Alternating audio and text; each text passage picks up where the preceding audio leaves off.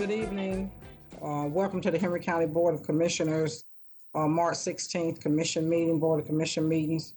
We will now have our invocation by Commissioner Vivian Thomas.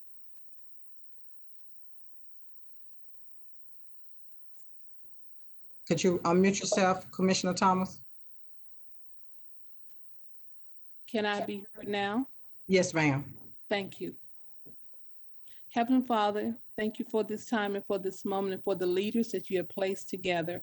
I pray that you bless us to make the right decisions for our constituents and for this county. I pray that you bless us to reach beyond ourselves and remember that we report to you first and then to those around us. I pray that you continue to bless the families that have lost due to COVID and help us as we go forward to make good decisions to help our friends and families. In Jesus' name, amen. Amen. Thank you, Commissioner Thomas. We'll now have the Pledge of Allegiance. I pledge allegiance to the flag of the United States of America and to the republic for which it stands, one nation, under God, indivisible, with liberty and justice for all. I'd like to call the meeting to order. We have on our consent agenda, there's an item on the consent agenda that I am going to move to the regular agenda. And that is going to be the resolution approving the contract with Pond and Company. We're going to move that to the regular agenda. If I could get our county manager, Sherry Matthews, to come up and to go over our consent agenda.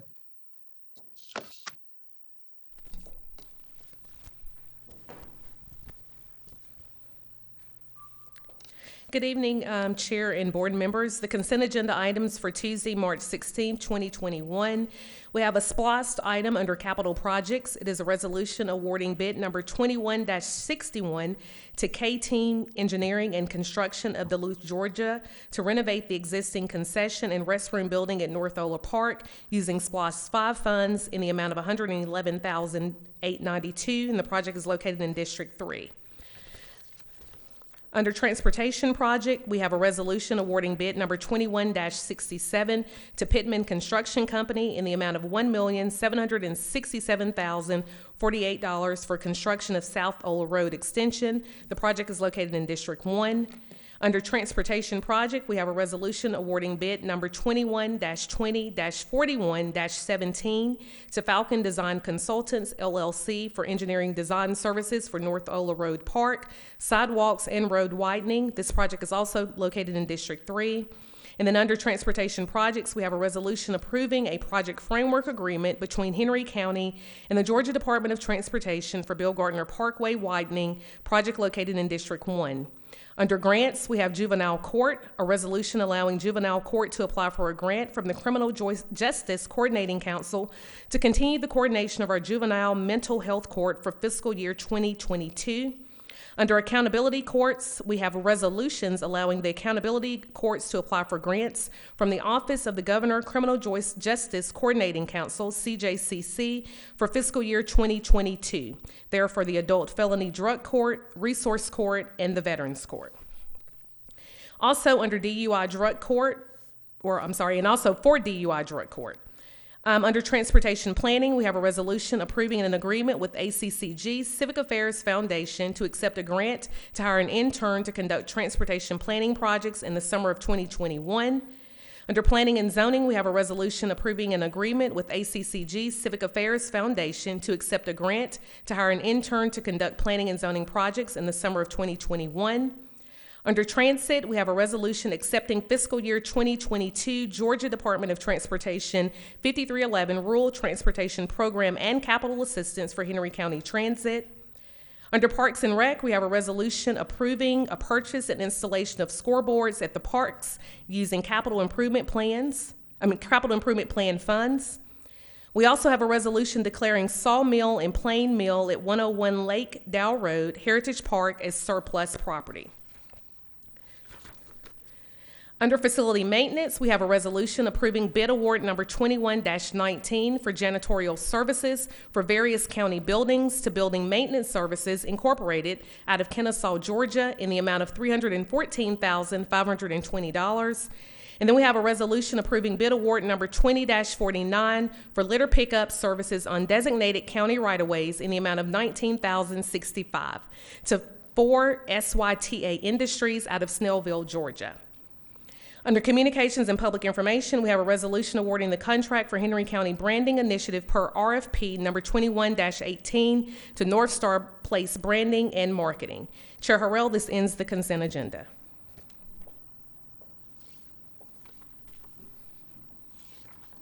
Thank you. I'd like to call for a motion to accept the items on the consent agenda.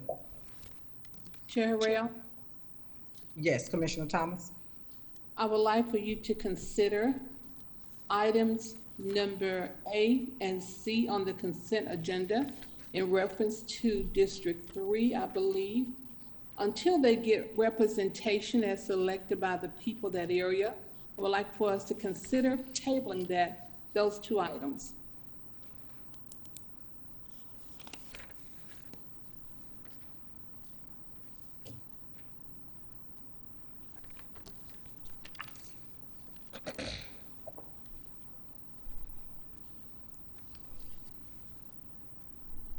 Items A under which section, Commissioner Thomas?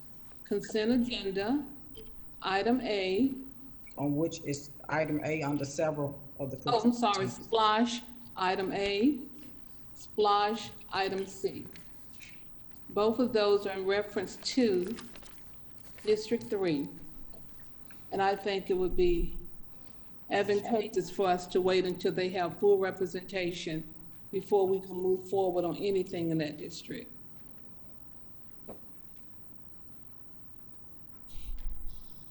Sherry, Yes, ma'am. were these items that were already, have been awarded the bid? So these are items that were previously under our either SPLOST program, and I think both of them were SPLOST funded projects that were actually projects that we were working on with Commissioner Barham prior to his passing. And so these were projects that were already bidded out that we've just been holding off on until we could have a board meeting for them to get approved. So these are not new projects. They are projects that he definitely wanted to see accomplished within this current SPLOST program. Okay, thank you. Okay, we're gonna move forward as the consent agenda has been presented. I'm calling for a motion to approve. Madam Chair, Yes, Commissioner Clemens. I have a concern about something on the consent agenda. It is under communications. And I would like to know, this item was on our agenda before. It's for a marketing and branding company. The amount was concerning before. The fact of the company not being a local company to market and brand us. There had been some other money spent for marketing for the county before, and for some reason this has slipped back on the agenda. If it's going to be on the agenda, if you refuse to take it off the agenda, I would like to know how much it is and why is it on the consent agenda. I think it should be moved from the consent agenda is my recommendation and put it where we can discuss it openly and in public. Okay, so can I have Shannon to come forward and give us the information that Commissioner Clemens had requested?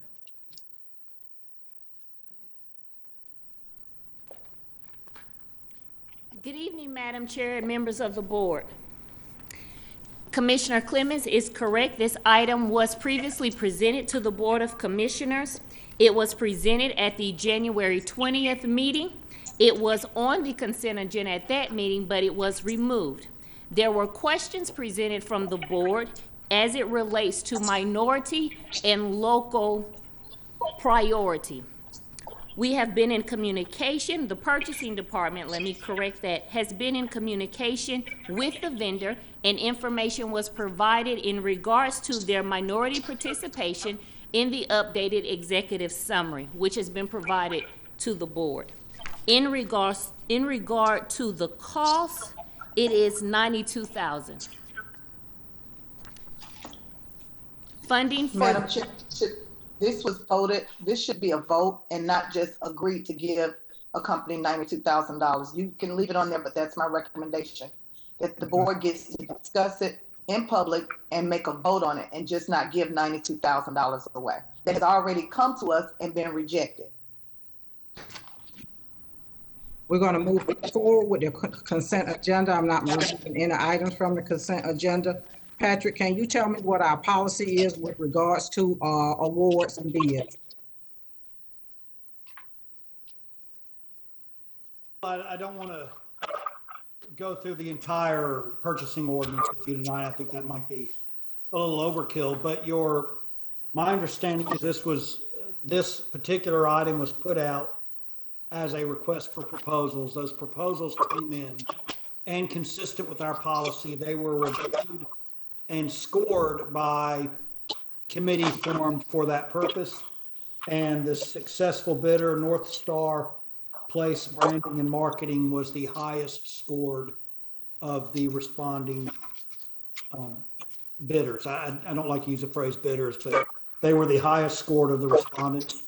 And consistent with the policy, that's the vendor that is recommended to you for consideration and approval. Okay, well, I'll call for a motion to move forward with the consent agenda. Can I get a motion? Commissioner Wilson, can I get a second? Okay, no second, then the motion fails. We'll move on to the regular agenda. First item is the communications and public information regarding awarding contract for Henry County Branding Initiative, RFP 21-18 North Star. Okay, no, I'm sorry.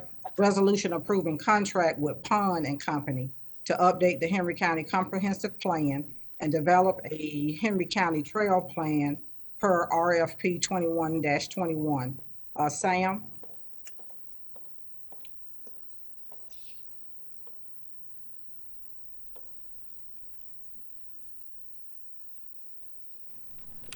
Good evening.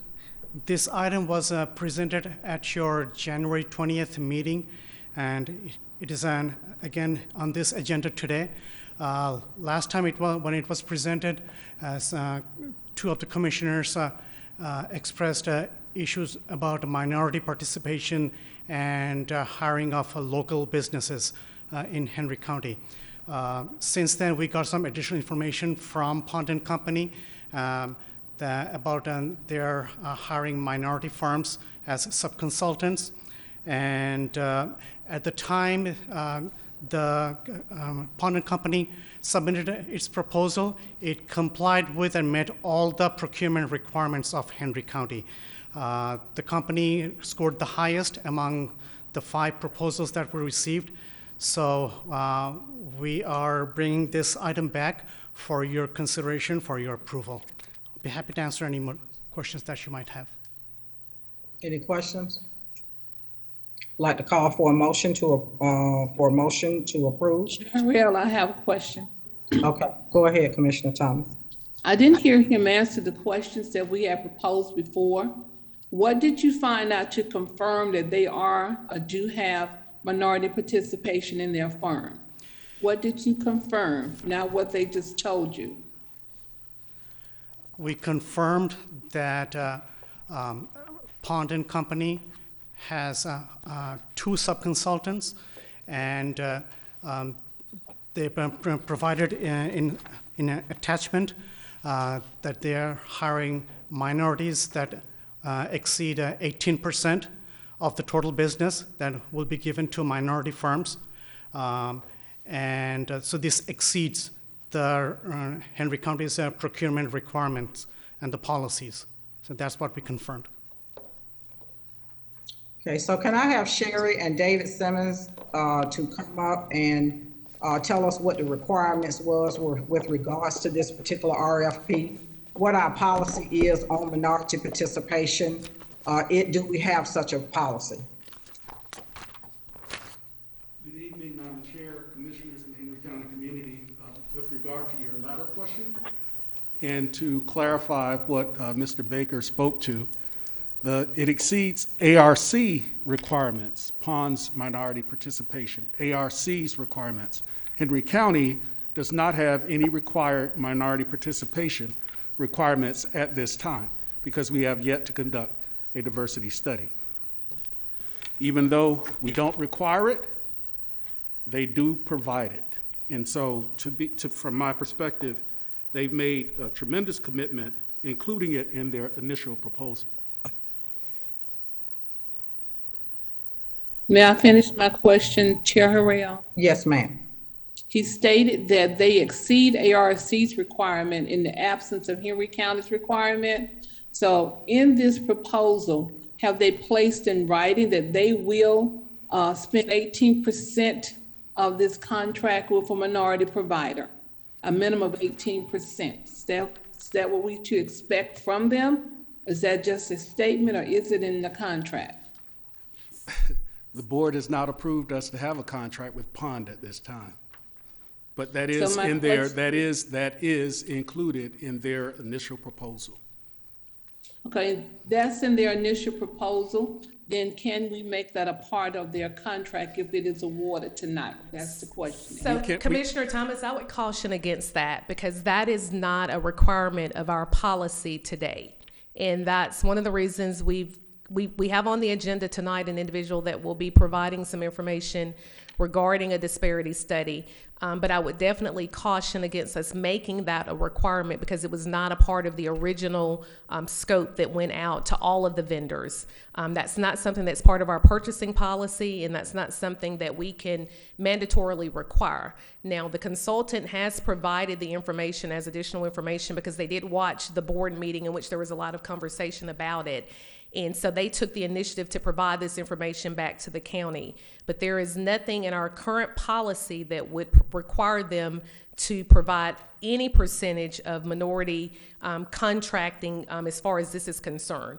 Because this is a planning document, there is not a minority contractor that there's going to be a fee for service that will be provided to them outside of maybe the public participation component, in which they are saying that 18% of their project management team would fall within that group. But I definitely would caution against us adding something to a contract that's not required or that is not a part of our current policy.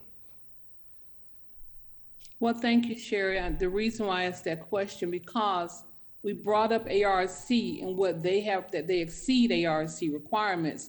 And then we put a figure out there that they themselves put out there. So my question was just, if they put those figures out there, if they're making that information known to us, did they willingly also include that in their proposal as being what they will do? It was included So in it's the easy to proposal. put out something, but I wanted to make sure that if they are going to bring this information forward and state it, that it's also a part of their answering our request. Commissioner Thomas, would you like for me to read to you what's in the package that you all have from PUN so that we can provide clarification, or are you clear on what staff was stating? I'm very clear on what you were stating. Okay. I simply said that they added additional information to show that they were in compliance in some areas by measuring it against ARC. And if they wanted to use those statistics, I was simply stating that hopefully they would use that as a part of how they would deliver and work with Henry County.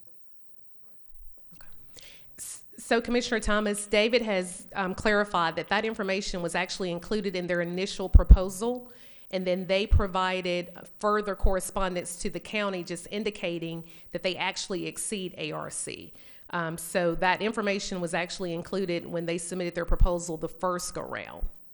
And Commissioner Thomas, they've made this commitment to Henry County, even though we haven't defined or required a participation level. And to me, someone that's the most highly qualified, the highest scored, being consistent with our policy, and a company that's looking forward to working with us by making that commitment, I don't quite understand the concern. We can't put it in their contract yet. We're going to be presenting later on what our supplier inclusion spend has been. And we still have to conduct the diversity study. And here we have a company that's very committed to working with us, even though we haven't defined or described or required a diversity commitment, and yet they've committed to that. Thank you, David. I do appreciate what you shared with me. And like you said, they've made a commitment. I just certainly hope they live up to that commitment. And that's what I wanted to hear, not just that they have met a standard, but they've made a commitment. And that's what I wanted to hear. So thank you.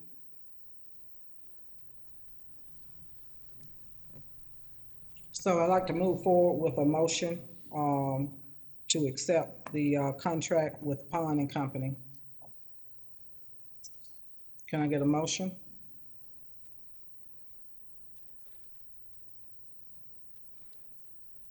Okay, no motion. It fails. We'll move on to the next agenda item. We're going to have a presentation.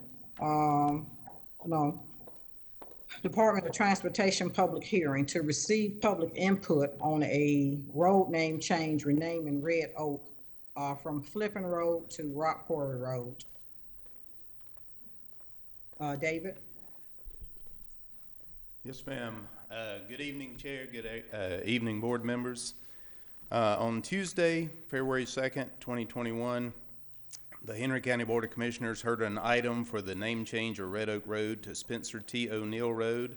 Upon commissioners' input, the limits of the road name change were extended to full length of current day Red Oak Road, basically from Flippin Road to Rock Quarry Road, and the board approved the renaming of the road in Board Resolution 21-52. The road renaming was an item that the Board of Commissioners sought as a way to honor Pastor Spencer T. O'Neill, known by many as Pastor Spence, lead pastor at Global Impact Christian Ministries, located at 125 Red Oak Road, Stockbridge. For Pastor O'Neill passed on January 11th, 2021. Pastor O'Neill's influence went beyond the church into the Henry County community, as he was an integral member of the board of the Henry County Department of Family and Children Services, where he was a strong advocate for the families of Henry County. And Henry County has notified the property owners of this public hearing to receive input on the road name change along Red Oak Road of this public meeting by mail, and placed legal advertisement in the Henry Daily Herald on March 6th and March 13th of 2021. Thank you. Thank you. Any questions? Okay, so this is a public hearing. Persons wishing to speak, we're going to allow 15 minutes for, we're going to allow 15 minutes against. I know that we have received numerous emails from the individuals that reside and have businesses on Red Oak that are in opposition, and I know that we have several individuals that are members of the church that are in favor. So Stephanie, can we start to move those over that want to speak for the changing of the road, renaming? Yes, ma'am. I do believe we had 52 total sign up. And if we are just receiving, if we are allowing 15 minutes for each, I will call the first 5 individuals that are opposed, and they will each have 3 minutes to speak. And if James could move them over one by one, I will name them all at the beginning just so they know. It's Dion Blassingame, Raymond Clark, Luann Morgan, Danny Butler, and Ronald Hammond. James, if you could move Dion Blassingame over first, I'll set the timer for 3 minutes.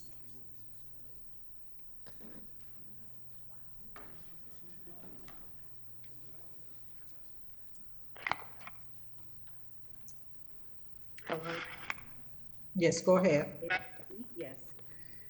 This is Dion Blassingame, and I wanted to approach and speak with the board regarding my objection to Red Oak name change. There are several reasons why. This particular church has not been in existence for greater than 10 years, whereas Knights Monumental AME Church, which is directly down the street, has been in existence since the 1950s. Now, Mr. or Reverend Spencer T. O'Neill, I understand that he has done community service in Stockbridge, but that community service has been less than 5 years. And what I would like for the board to really consider is, what are we doing as a board, and how is this something that during a pandemic where you are asking the residents, not only of the county, but the residents on Red Oak and the businesses, to go in and pay for postage, financial institution changes, all of this for what purpose? So I have several things that I want to address. When you said that you collected the signatures or the polls to see if this was something that the citizens, the property owning, tax paying, voting citizens of this county, if that was something that they wanted, because with your collected signatures, I want to make sure that these are actual signatures that are coming from residents of Henry County. When I have driven by that particular establishment, that church, Global Impact, in the past, most of those tags were not even Henry County tags. So again, what are we doing? And who's paying the cost? So the residents of Red Oak will be paying the cost of having all of their postage, address changes, stationery, financial institution, and financial institution information. So it just seems like the residents are paying the cost. And of course, Knights Monumental AME Church. And is there a reason why this individual who has been deceased, and again, my condolences to the family, for less than a year, actually about 2 months, for us to now rename an entire street after that particular individual? The deceased pastor, how long have they been in the county? When I went on the church's website, you Okay, can't. Ms. Blassingame, your time is up. We thank you for your comments. Thank you. James, if you could move Raymond Clark over, please. Yes, Stephanie, he is not in the attendees list. Okay, we'll go down to Luann Morgan.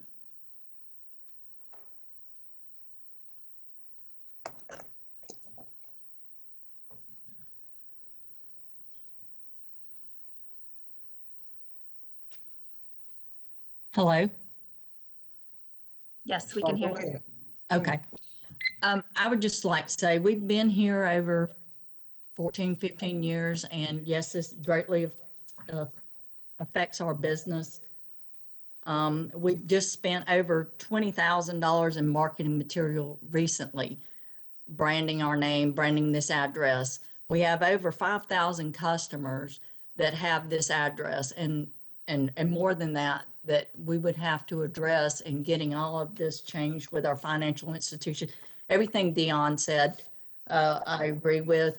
As much as giving reverence to someone, I totally am in support of that, but I think affecting all these existing businesses is not the way to do it. Can we not find another area or another street where you're not trying to jeopardize our business and livelihood that we've been established here for 15 years?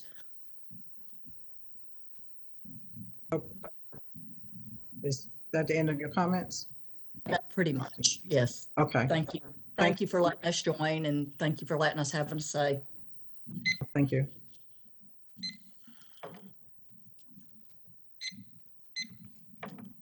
James, if you can move Danny Butler over, please. He is not in the attendees list. Okay, next is Ronald Hammond.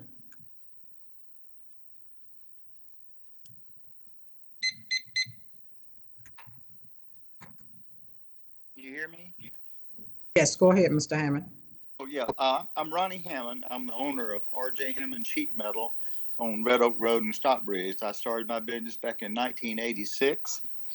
And since then, I am an owner or part owner of 16 buildings on the street in the business section. And I have 22 tenants which have, they are against the name change. And I think other people have expressed it would be very costly and so much confusion. We have so many deliveries, it would take years for all that to pan out. So I'd just like to say I'm against it. I don't have an issue with a memorial. I think it would be a great thing for the pastor to have a memorial plaque down the street, but not a name change. Thank you. Thank you. Thank you, Mr. Hammond. Next. Thank you. Next on the list is Steve Mahoney. He is not in the attendees list. Okay, Ann Doberton. She isn't as well. Jessica Chandler. She's not either. Ashley Bowen.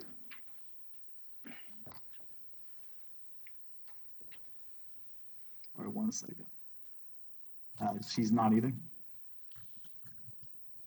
Samuel Humphrey.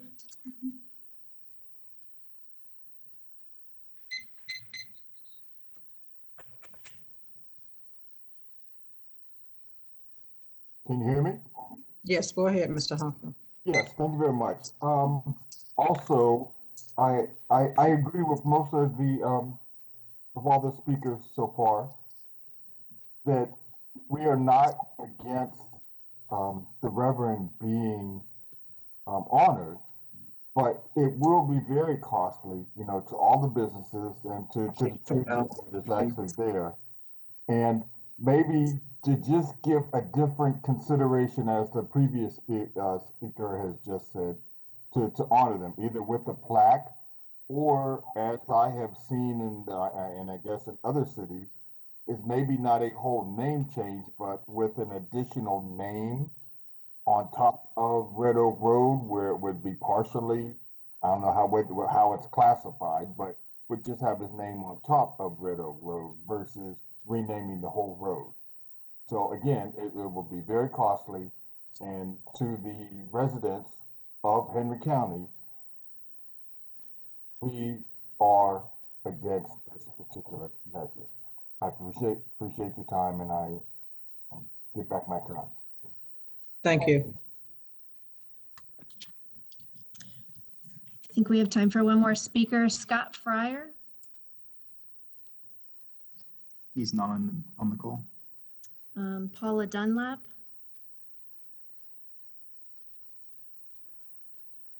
Yes, Mr. Dunlap is. 1 second.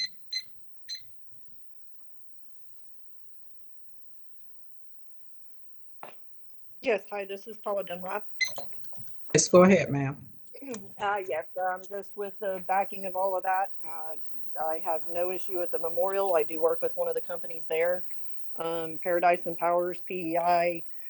There's so much that would have to be changed and handled in the effects and the financial end of all of those businesses on that one side of the street, if nothing else. It's just a big concern for our company in general. Thank you. Out of 5 speakers, Chair, would you like to move to the in favor? Yes, please. The first 5 in favor speakers are Willie Hopkins, Jeremiah Fluellen, Wesley Johnson Jr., Jared Duff, and Council Member John Blunt from the City of Stockbridge. James, if you could move Willie Hopkins over, please. He is not on the call. Jeremiah Fluellen. He is also not on the call. Wesley Johnson Jr. Also not on here. Councilmember Blunt.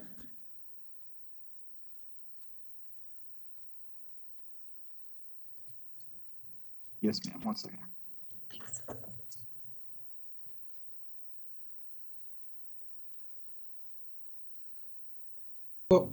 Go ahead, Councilman Blunt. You hear me? Yes, we can hear you. Yeah, I'm speaking in favor of it. One of the things I could say is that a lot of times with situations, it's not how long a situation has been prudent, but what was the impact of the time that that situation was there. When we look at Betsy Ross rode a bus for 2 minutes, yet she changed the nation. When you look at George Floyd, was recognized for 8 minutes and change, yet he changed the world. When you look at Global Impact Christian Ministries that have assisted families, have supported schools, have done many outreach and supported the community so much in such a way that it has become a great impact for so many families and so many citizens. When you talk about businesses adapting to a name change of a street, this isn't something that's uncommon. When you talk about a street like Red Oak, you're talking about 2 long blocks. 2 long blocks. In fact, the other half of the block is mostly owned by Global Impact Christian Ministries. So when you talk about business having to change and adapt, I look at the name change from Hudson Bridge to Eagles Landing Parkway when you have over 125 businesses sitting there that have adapted, and it's one of the most fluent areas in Stockbridge and Henry County. So if those are the case, then we're saying that the impact that Global Impact Christian Ministry has been to this community for its outreach of our volunteers, for its outreach of expenditures, for its outreach of reaching out to families and communities in such a way that I think that if anyone is deserving to have this 1 mile stretch of road in recognition of their work is Pastor Spencer T. O'Neill. Thank you, Councilman Blunt. And the last speaker that signed up is Carolyn Fulmeister Bell.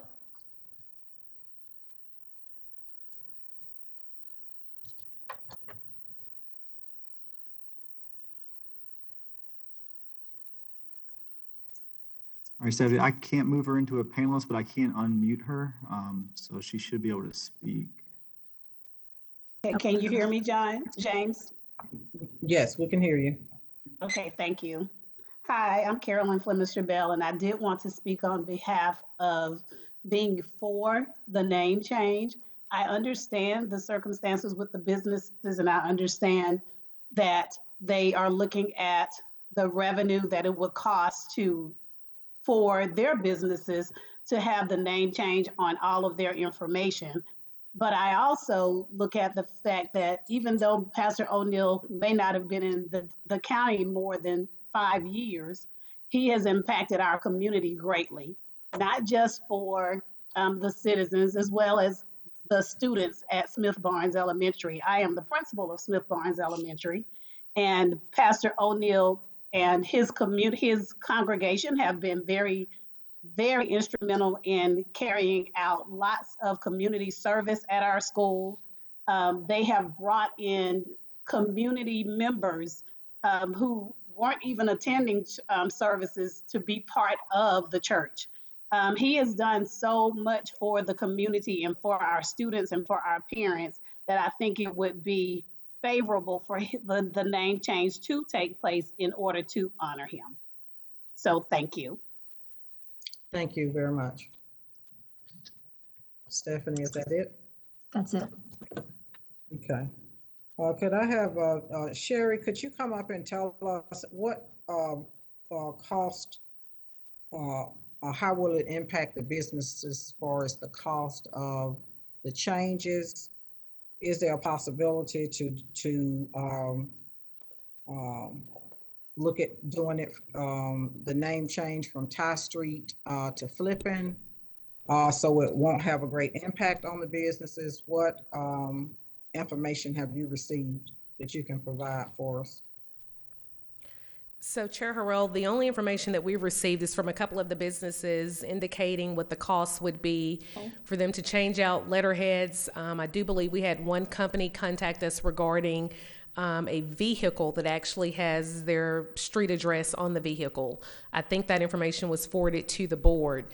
In terms of cost, that's something that I don't have because it would definitely be dependent on the number of businesses that are along that roadway and what changes would need to be made in terms of letterheads, information with the post office, and any other additional information. I do know that we've had a request many years ago for something similar in which the county actually went in and realigned a roadway. And at that time, we had a church that was impacted by it, and they were asking the county to replace a sign on their property. At that time, and again, this was probably 8 years ago, the sign was going to cost about $10,000 according to the estimate that the church provided. But without knowing what all the businesses would need to change, I would be hesitant to provide a cost to the board because I don't have that information. Now, we can certainly look at the number of businesses, and I believe David does have an aerial that shows all of the properties along the corridor, and we can pinpoint the ones that are commercial businesses. But again, I don't have a definitive number on what the total cost would be if this board elected to take on the cost. Keep in mind, the board would have to approve any and all expenses for this if it is the will of the board for us to take it on. Now, if the board approves it and elects not to take it on, that's just what the board elects to do. But right now, I don't have a cost that I can provide to you or any of the board members in terms of what it would be if those businesses' addresses were changed. Can you put the aerial up so we can show, see what the businesses are as related to the church?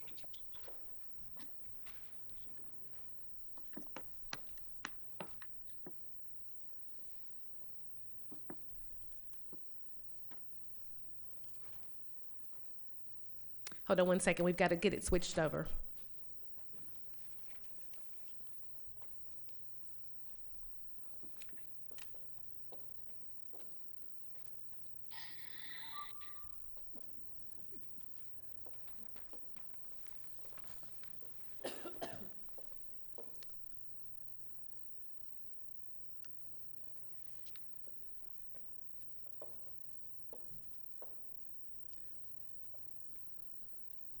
You'll see on the aerial that we also noted the owners west of Ty, but east of Ty is generally all businesses. I do have another list of, I just had a guy in my office go out and write down all the businesses he could find that had signage, and we had 26. But a lot of these buildings might be owned, such as I think maybe 625 Red Oak, that may have 10 or 12 tenants within them that all have their own stationery, et cetera, business name that may be tied to the address. But there are various businesses. I can kind of give you a rundown of that, or I could put the list of business owners on the overview if you'd like to see that we found. I'm sure there's more. Thank you.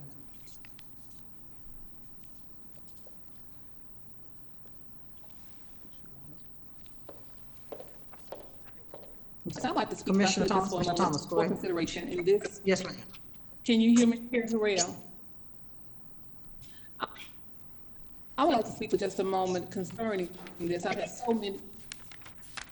I'm sorry, can you not hear me? Okay. I've had so many people contact me in reference to other people commute themselves that may help. Commissioner Thomas, I've had so many people contact me in reference to this name change. I didn't know it was going to be that much of a concern, but it really is. So this is what I'd like for this board to consider. One, we are naming the aquatic center after him, which is a plus. There will be some streets around that aquatic center that we can add another street name if we choose to. In addition to that, last that I heard, this church had planned and had purchased the land up in District 5. Because they were expanding and preparing to build another Ephesus up there. That's another opportunity to name another street on his behalf. And if we just want to memorialize this particular area, I do agree that if we do some type of topper memorialized topper, which are those brown signs that you see on top of the green signs. That can be done without anyone having to change or go change any of their legal documents, changing their deeds, anything of that nature. We've done that before for other individuals. So there are some opportunities here. One around the Aquatic Center, which we've already proposed to name in honor of him and another distinguished gentleman. There will be some streets over there. We can add another street name there. 2, they have planned to move to another area. There's an opportunity for them to name a street there as well. And 3, we can add a topper, memorialized topper in that area, which would cost anybody nothing. They won't have to make any legal changes to their documents at all, but yet it would be on top of the green signs. And I would like us to consider that as we go forward. So because I have a personal relationship with Pastor O'Neill as well, I honor everything he's done. I'm not talking about the work. This is not about that. We're just trying to talk about how we can do this in such a fashion that it also honor him, but not be costly to the other businesses and senior citizens that are in that area. Thank you, Commissioner Thomas. Commissioner Clemens? Can't hear you. First of all, Stephanie called out Mr. Gerard Duff's name, but then he wasn't allowed to speak. And James Glaze is on our tech person. And from the beginning of the meeting, Rashard Scott was in the waiting room on our meeting and he wasn't allowed to speak. And I know we didn't have 5 people to speak on behalf of, and I just think that it's not, good to not hear from the citizens. I think that Mr. Duff, whose name was called, should have been allowed to speak. And Rashard Scott, who has been in the waiting room, should have been allowed to speak. Now, Madam Chair, that'll be your call if you want to allow them to speak or not. The other thing that there's a couple of things that was said that I want to correct tonight.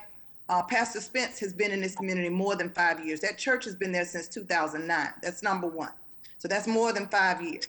Number 2, he's a citizen of this city, this county. He has lived and a resident of District 2 for 25 years in Henry County. So I want to be very clear that we don't diminish the work, his life, what he did in this community.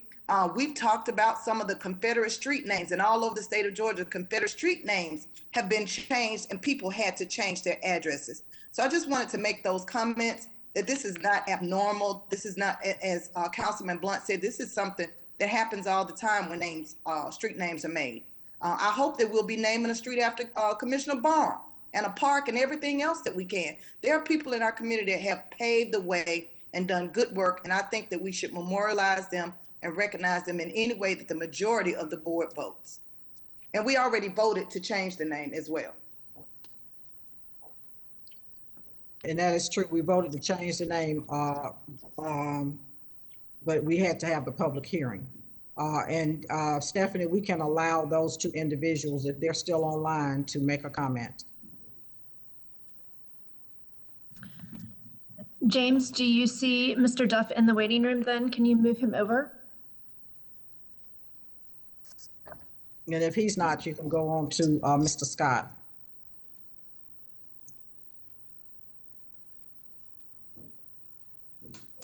Good evening. Thank you, Commissioner, for allowing me to speak. Yes. I'm a board member of Global Impact Christian Ministries, and I'd just like to state, and just remind everyone about the extraordinary impact that Pastor Spence had on the community of Stockbridge, Henry County, and I believe that naming the street after him will be a universal way of acknowledging his contribution. Not only that, I believe it'll really help not only honor his memory and his legacy, but it really speaks to the power of unity for our city. Whenever you change the name of a street, you change the language of that city. And when you think of Pastor Spence, you think of impact, you think of cooperativeness, you think of positivity. And this is the great opportunity that we have before us to change the language and the psyche of our city for the better. Not that it's bad, but I believe that change is deserving. I think it's a public way to recognize and celebrate the impact and the achievements that have been made. Global Impact has been a good neighbor on Red Oak and continues to be a good neighbor on Red Oak. Not only that, I want to thank Commissioner Clemens for those points of clarification. Some information that was given was incorrect. He is not new to Stockbridge. As a matter of fact, Pastor Spence chose Stockbridge. He chose Stockbridge in Henry County to be the place to put down roots, to bear fruit, to raise his family, to plant a church. He chose Stockbridge. Of all the communities around here, Stockbridge was the place that he chose. And so I'd like you to be mindful of that when you decide what the next step should be. He chose Stockbridge. And this is an opportunity for Stockbridge to choose him. Thank you for your consideration.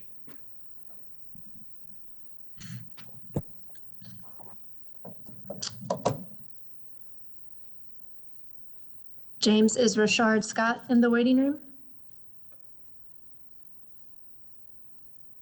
Yes, ma'am.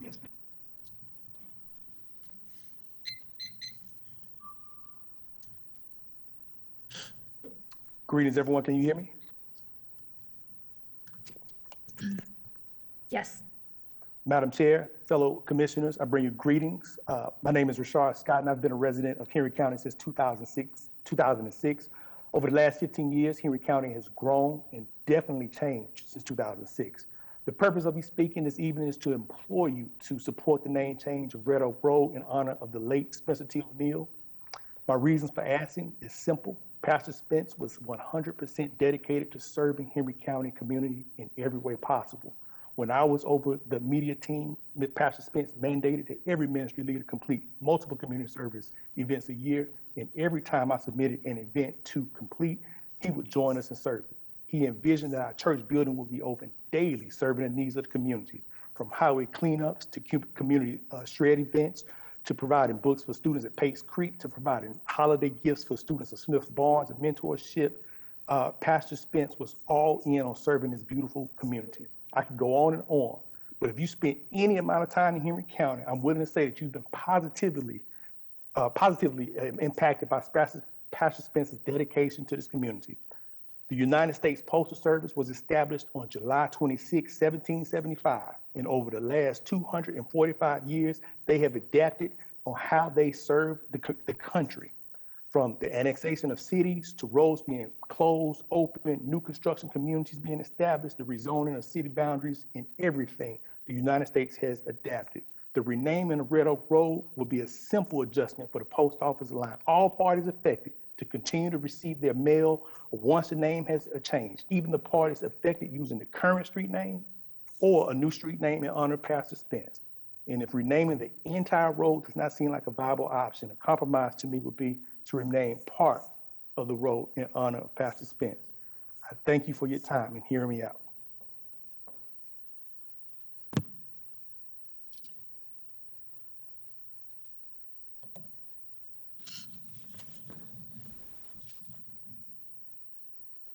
You're muted, Chair.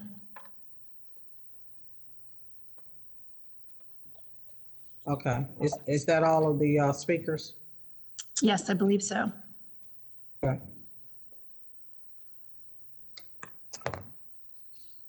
So we have, Commissioner Thomas has made a good point on some of the options that that saw viable with regards to the road name change. Can I get a motion to either we move forward with this motion or we make an amendment to the presentation, the resolution for the road change? I'd like to make a motion, Madam Chair. Okay, go ahead, Commissioner Clemens. I would like to make a motion that the vote that we had stands, that we would name the entire road of Red Oak Road to Pastor Spencer T. O'Neill. Okay, we have a motion on the floor. We have a second.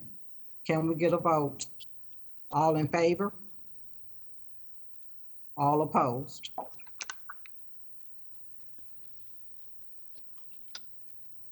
Motion carries. We're going to now have a presentation for the Henry County. Chair, before you move on, I think you're going to want another motion to determine what you will be doing. I think at this point you've retracted or you haven't supported the previous decision of the board. So if there's some other decision, if you want to look I think if you want to leave the road named as it is, you should probably have a motion to rescind the previous resolution and keep the road named as named Red Oak. If you want to do something else, I think you should do that as well. Okay, all right. Can I get a motion for another option? Commissioner Thomas, I'd like to make a motion. go ahead. I'd like to make the motion that we make an honorary road after Pastor O'Neill as the topper over the Red Oak Road as it is now. I also like to add that we will add a road or a street named after him around the Aquatic Center, which we have already named Spencer, I forgot this, O'Neill Edwards, I believe we have for the Aquatic Center. And of course, leave open the option where they have decided to buy land for New Ephesus, where they themselves can decide or petition to have a third road named in his honor. Okay, thank you. Can I get a second on Commissioner Thomas's motion? Commissioner Wilson? Okay, all in favor? I have a discussion. Okay, you have it. Okay, go ahead, Commissioner Clemens. Can David Simmons come and tell us what that means that Commissioner Thomas said? Because that's not changing the name, putting a topper over, is any of that legal? What does that mean? Because I don't want us to just sit here and pacify because you all voted against it. We need to be clear of what we're doing tonight. I think that there's a whole lot of people that are watching and that need this clarification. So I'm not just getting clarification for myself, but I'm getting clarification for thousands of constituents in this county. Sure, I'm here. Go ahead, David. Okay, she had mentioned the topper. That would basically be a sign over the street name signs. We have not done those before, but we'll figure out a way to do it. We may have to change our post. I will tell you that we did honorary signs in Locust Grove for civil rights leader, Mr. Lemon. And just as info, we've done in memory or honorary signs for Sergeant that was killed in Afghanistan, as well as recently for Michael W. Smith, the, hope I got the name right, that is on Jonesboro Road, our officer that we lost a couple of years ago, as well as we supplied an honorary sign to Locust Grove for Officer Chase Maddox down there. So I just want to point out the honorary signs are, I think, also a noble thing for noble people, certainly. So my thoughts are we would probably still do the honorary sign on Red Oak, and we'll have to try and figure out a way to get our toppers for the road name signs that are out there. Of course, for everybody, its address is out there, it would remain Red Oak, but we'd have to figure out a way to get a brown sign with white lettering on top of it. That's typically what those look like. That would go over the top of the street name sign. Hopefully, if you have any questions, I'd be glad to answer. Chair, if I may share. Yes, ma'am. Go ahead, Commissioner Thomas. I have been a part of that process in the McDonough city limits, and these toppers' names often also show up in Google, shows up in Waze, it shows up in the other mapping systems. It often is shown there as well. So it's not just something done, it is received across the nation once it's known. In addition to that, I also stated now that we have the opportunity to name a street or something around the Aquatic Center. And we also name it in honor of him and another person. So it won't be just one. The one that's around the Aquatic Center will be an actual street. Okay, one that will be a legal street that will goes into the directory of any type of thing. So one will be honorary, but one will be an actual final street, and that is in the city of Stockbridge, the Aquatic Center. So these are great options is what I'm saying. We do want to honor Pastor O'Neill. We will have one in the city of Stockbridge. We will have an honorary where his church presently is, and that gives the church an opportunity, if they want to add any type of bronze sign as well in those areas to talk about his accomplishments. Madam Chair. Yes, ma'am. I just, the beauty of democracy is that we have the right to disagree, and we'll leave here disagreeing tonight. and we'll still be okay. We're still gonna be colleagues. But that is not naming a street after Spencer O'Neill, where his church resides, where he gave his service. It's very different. So, you know, you guys voted against doing it. It's fine. You don't have to try to make up for it. It's not naming the street after Pastor Spencer O'Neill, where the church is. And, you know, when we look at this county, we've got Dodgen Road, we've got Strickland Road, we've got all these roads. The attempt was just to have a road after a man, an African-American man that brought so much impact into this community, that changed so many lives, and to name it right there in Stockbridge, where we had Stockbridge City Council supporting it and the county and the Board of Commissioners. And it was a great thing, you know, a month ago when everybody did it. And so I don't know what has happened between now and then, where the influence came from, the change came from. But again, I'll say, this is not abnormal. This happens all the time. It's happening all over the country with Confederate street names that are being changed. It's a good thing when you change the name for good and not taking away a bad name. So I think we're going to have to even go back and look at some bad names in this county too, but I guess they won't happen if the pressure is applied. So I just wanted to make my statement and make it open. And, you know, I just wanted everybody to know how I feel publicly, that I think this, it should have been named after Pastor Spencer O'Neill.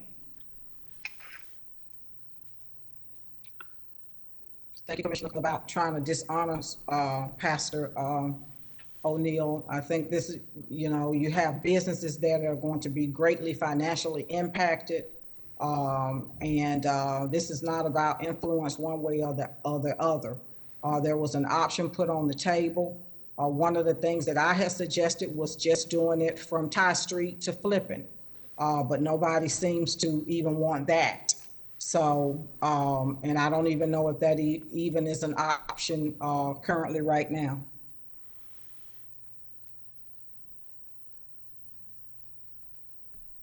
And I'm sure you can make whatever option you want to make, and we will support you. So, Can I make a comment?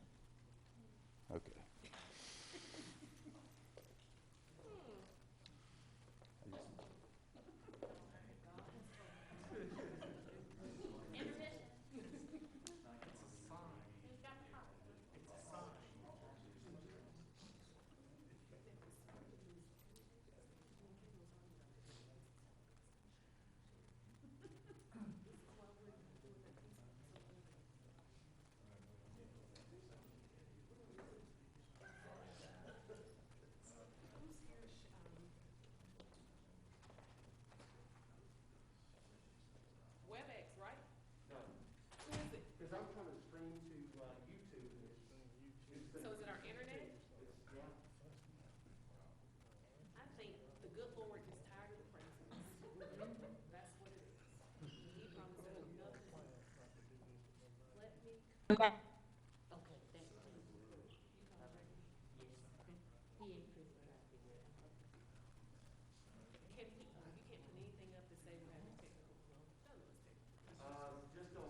Yes, I'm sorry, Chair Harrell, I could not hear what you stated. So if it was something that you were asking of me, I simply didn't hear it. Let me see if I can find a number to call it. I can't hear it.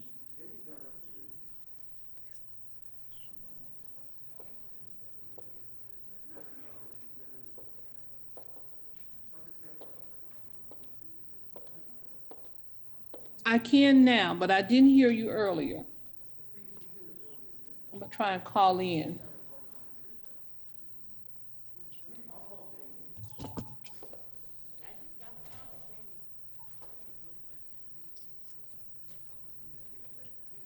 I can hear now, but I think it seemed like it was county's end. It appeared that the chair was going in and out, and at the same time, it looked like Mr. Wilson's screen was freezing to me. So I think it might be something on the county's end. Okay. Commissioner Thomas, can you hear me? I can hear you now. Actually, I'm trying to dial in because you keep going in and out so very bad. If James could send me a dial-in number. Okay, so I'm here at the administration building. Apparently it's a problem on our end in tech support. I can hear you now. Okay, so you can hear me now? Okay. I can't. Commissioner Thomas, what I was trying to say is that you had put a motion on the floor and Commissioner Wilson had seconded that motion. Is there any consideration to renaming the street from Ty to Flippin? I have no problem with the additions that the board wants to consider. I wanted to give some options, but I have no problem with the additions that the board want to consider. I think we lost Commissioner Clemens. She needs to let back in. I got a text. Okay, all right.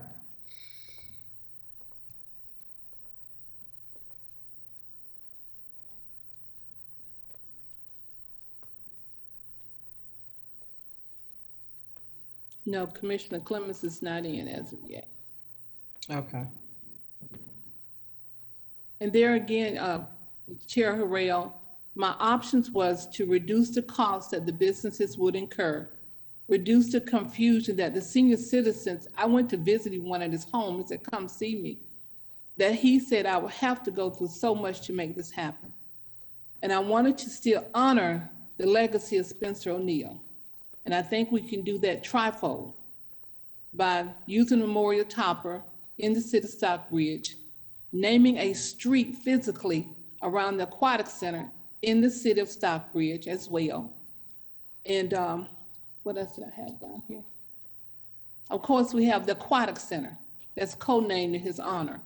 And I hope the citizens see that we have an absolute opportunity to honor him more in just one place, 3 different places in our county.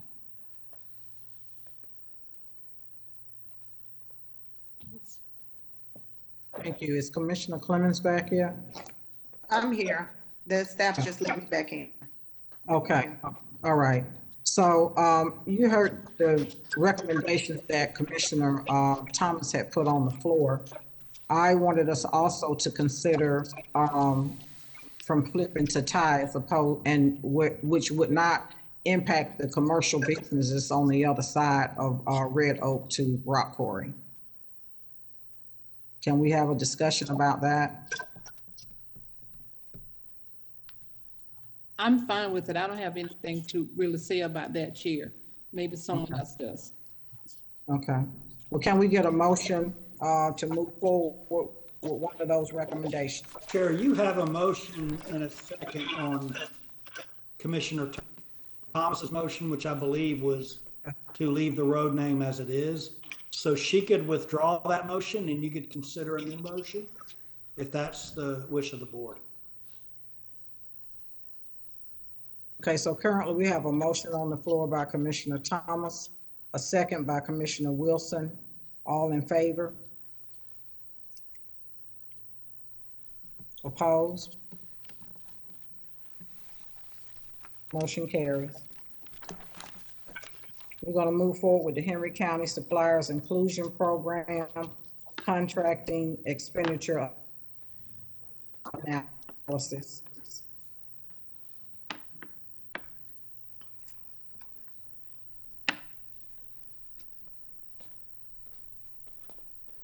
Is Ms. Nguyen available to speak?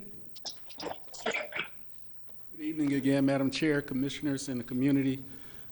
What you have coming before you, once James, Mr. Glaze lets her in, is Charlotte Nguyen. She's the CEO. She's on the screen. Okay. So she will be presenting to you her findings on our supplier inclusion program, a contracting expenditure analysis.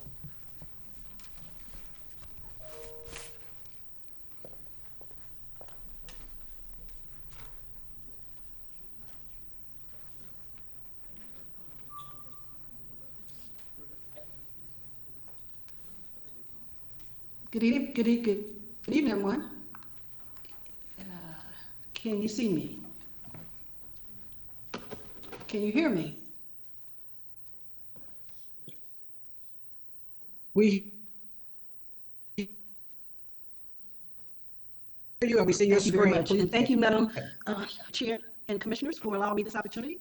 As David mentioned, I am here to present our findings of a contract and expenditure analysis that we performed. But before we do that, I just want to share a little bit about my company, give you some background in terms of our services. P3 Delivery is a management consulting firm built on what I call the principles of strategic program management.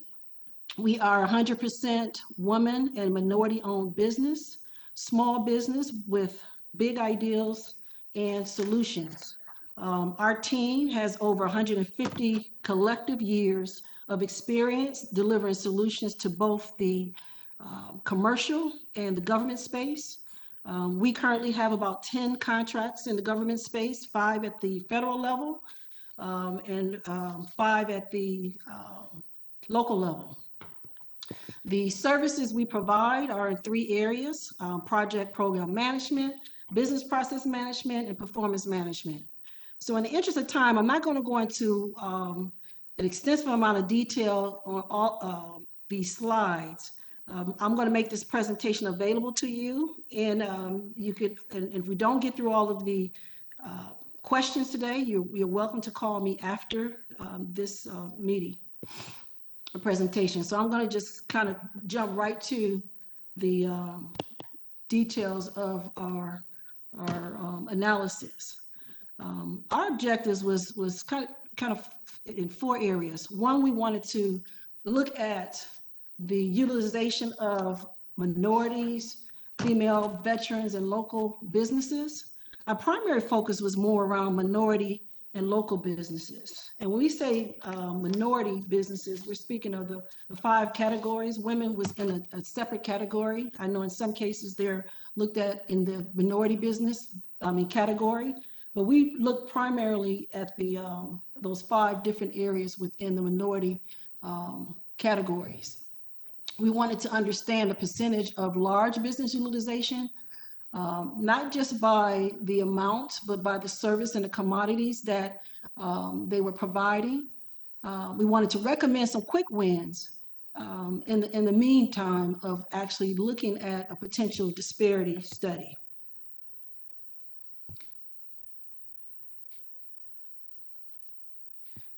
So we looked at all the contracts between 2018 and 2020, the sealed and the non-sealed. We listened in on one of your board meetings where the conversations around the concern of minority spend. We looked at other disparity studies to kind of see the approach and some of the things that they were looking at.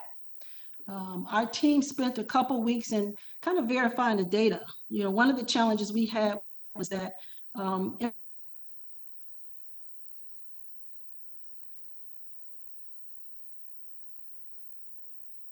cases who was truly a minority versus a company that may have minority participation within their business. We took a considerable amount of time verifying information to make sure that the numbers that we presented was somewhat accurate.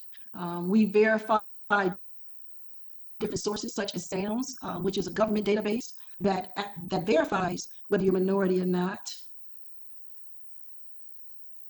We looked at the Georgia Corporations database to verify if it was a local business within Henry County. In some cases, we found individuals that noted that they were local businesses, but were not. We looked at the National Minority Supplier Development Council's database to see if we can get information in that area.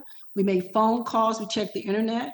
And so we were able to clear up some of the information, or we want to say inconsistencies in the data. We looked at total contracts by category, and I'll present some of that information to you in a moment. So in summary, some of the disparities or differences we found was in the 3 years, there was only about an average of 16% awarded to minority vendors. And this average is over the 3 years. But in the category of large businesses, it was about 59%. We even saw some disparities or differences within the minority areas. For example, there was one Asian American awarded $2.8 million contract who was not a local vendor, but yet it was only $83,000 awarded to 7 American African vendors. Local vendors. So we saw in some cases a lot of times where there were a lot of small awards made to minority vendors. So in some cases there were larger awards made to vendors that were not a minority. So these are just some examples here that I'm sharing with you. We saw some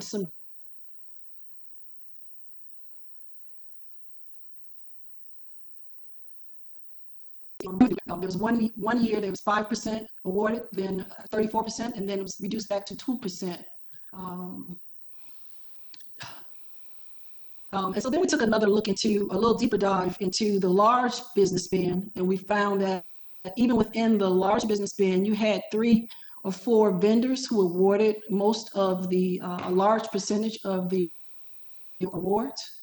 There was a lot of small awards made within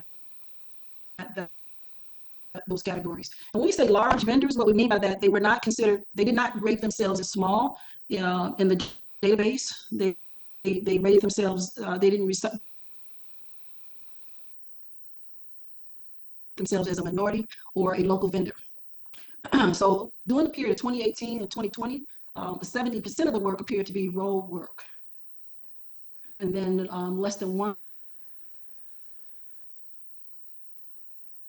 of the spend was made to veteran-owned businesses.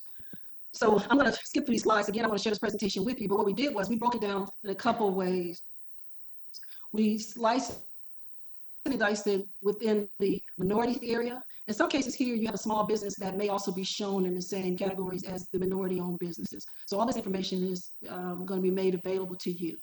We looked at the number of contracts by category, and then the percentages of those spends within those individual categories. When we say unknown here, this is where we could not find enough information to determine their size, whether they were local or socioeconomic profile. There's some that's just not providing that information that are actually winning awards.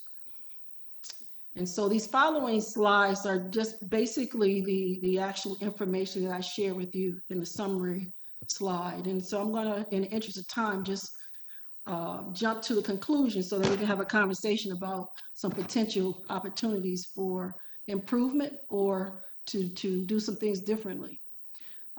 So in summary, basically, and I hear today, you need a disparity study. And I guess my question would be, which we can talk about, is the reason why there hasn't been one. I know there's been a lot of talk about requiring minority participation, but as David said, and if you check with any other county or city, I was just on a call with the city of Atlanta the other day, they were saying the same thing, we need a disparity study.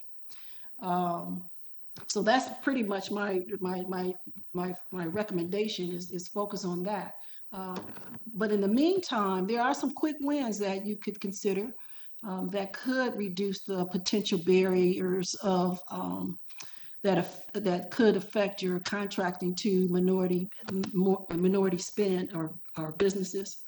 And one could be thinking about enhancing or increasing your outreach and assistance to these small businesses. One thing that David, Susan and I are working on now is initiating a survey to better understand the vendors' interest in doing business. One thing we found that I didn't mention is that although that there's a lower percentage of minority spend, a lot of the minority businesses aren't responding to the RFPs. So the larger businesses have a significant amount of higher increase in responding to the bids. So that's one of the reasons why there could be, a big difference between the spend. But another thing that you could consider is hosting monthly webinars. I am working with Hartsfield Atlanta Airport now. I just renewed my contract with them. And what they're doing is they're providing webinars to their small business to help them understand, what it takes to increase capacity. They're connecting them with their large businesses. And they host them every month. And the theme is how to become smarter with doing business with Atlanta Hartsfield Airport. And so they have been proven to be very beneficial because it increased their awareness of the procurement requirements. It helps them to build partnerships with some of the primes. So those are, that's one option that you can consider in the meantime of a disparity study. Offering 1 hour weekly teleconference to discuss upcoming solicitations, similar to a pre-proposal meeting. So that they can have a better understanding of the bidding process and be in a better position. And request capabilities briefing. For the federal government, they allow their vendors to come in and present their capabilities to make their procurement team more aware of their capabilities. I know in one of your meetings, there was some discussion about, vendors receiving, the same vendors receiving awards. Perhaps if they get more exposure, that will allow them to have a better opportunity of wins. And those are just a few. We can talk in more detail about that another time, but there's several opportunities that you could do to increase your outreach program. In terms of supplier inclusion program, I think there's an opportunity to modify the terms and definitions in your policy for clarity and consistency. For example, minority, disadvantaged, small business, and women-owned business. That's 4 different categories. And I hear a lot people say disadvantaged, but disadvantaged, minority doesn't necessarily make you disadvantaged. And so there is some opportunity there. Consider there's a threshold, a dollar threshold for local vendor privilege. Consider removing that to allow more that have exceeded that dollar threshold to participate. Invest in enhancing your vendor system. Implementing upgrades to allow easier capture. For example, in requiring them to put certain information in the system in order to register as a vendor. Disqualifying them from the process if they don't provide enough information in terms of their business size, socioeconomic, not just saying, you have individuals within your team, but validating that they truly are a minority business. For example, one of my team members verified a women-owned business. It was a veteran-owned. They said they were they're partners with the woman-owned business is what the response was. Well, it turns out they have 50-50% partnership. So that means they don't qualify for a women-owned business or minority-owned business. You have to be 51%. So it's little opportunities like that that I believe you can do in the meantime to help with some of the disparities. And then more importantly, what is your definition of disparity? Has the commissioners come to terms in terms of what they agree as a disparity and what your goals and objectives would be around a disparity study? For example, when you look at some of the disparity studies, they really include females in those studies. Like probably, I want to say 100% of the ones that I looked at, they look at minorities. They look at them in 2 separate categories. But when they do a disparity study, they look at minorities and they look at female. But before you conduct the study, consider cleaning up some of the data, the easy quick fix that I mentioned in the systems that you have. Capture benchmarks regarding other disparity studies. I mean, you can do that by just Googling them. Maybe consider partnering with some of the other local cities to engage in some type of disparity study collectively. And then issue an RFI to gain more knowledge about how a disparity study will meet your goals. I know, if I can recall, I think the cost, one of your meetings, the cost of the disparity study, someone said was a couple $100,000. I saw the range of disparity studies was anywhere from $125,000 to the $200,000+. So it depends on what your goals are, and it depends on the firm that you select to conduct your study. You may not need the Cadillac of the studies for your size of your county. In some studies, like the city of Dallas, they have the larger, more comprehensive studies. So I'm gonna, and I probably should have paused before, and I hope I didn't take up too much of your time before asking questions. Are there any questions about the study, what we did, what some of our recommendations are? Thank you for the presentation. Do we have any questions from the board? Commissioner Thomas. Question, and I was trying to follow your presentation. So basically what you're saying that we need to conduct this disparity study. So when we challenge David about some of the things that they are talking about, we know what we have defined as disparity. We have defined our minority participation level. And then they have a scale to use when they're looking at the RFPs or RFQs or whatever comes in. Is that what you're saying to us? Absolutely, and it reduces the risk of anyone, you keep requiring minority spend and you don't have a policy around it, it just increases your risk of, legal issues as well. Thank you. Any additional questions? Thank you, Ms. Nguyen, for the presentation. You're welcome. Thank you for the opportunity. Harrell. Yes, ma'am. I wanted to ask if we can go back, and I know that the county manager had this, and I think this was early when I joined the board. I don't remember when, Sherry, but can we go back and look at those numbers of what we need to do to get that disparity study done? Because as she stated, and as the county manager stated, we're requiring something that's not in our policies. And I know I want to work to try to get that minority participation up, that veteran participation up, and female participation. And I'm fighting against a hard place, not having something in place. Can you give the directive, informal or formal, to the county manager to get that back before us, please? Sherry.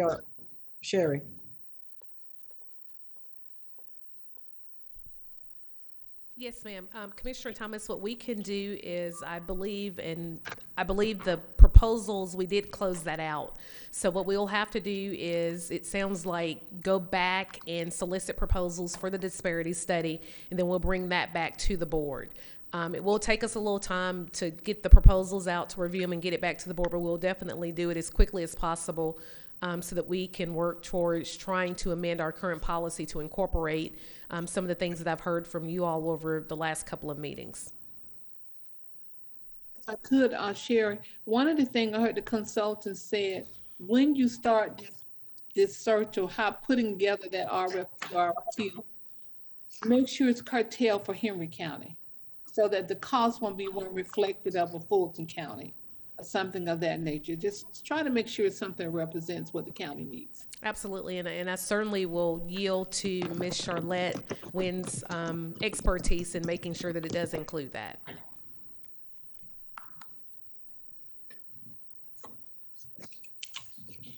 Thank you. Is there any other questions? Okay, moving forward. Next item on the agenda is Department of Family and Children Services, Major Joy Smith.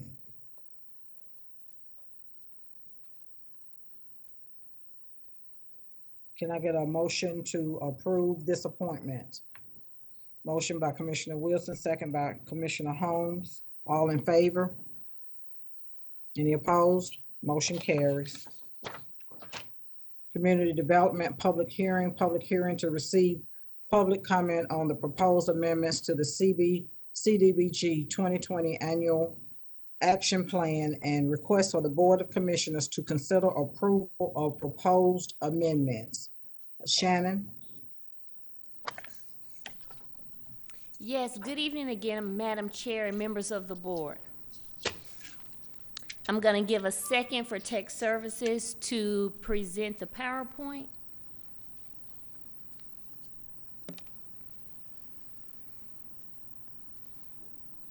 Chair, as you've stated, we are proposing to make amendments to the 2020 Annual Action Plan for the Community Development Block Grant Program.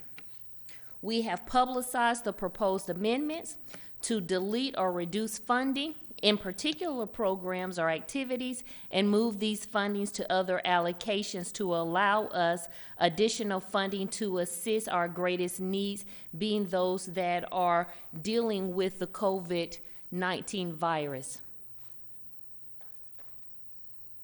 James, do you all have the PowerPoint presentation? No, ma'am, we do not have that PowerPoint presentation. Is it up here?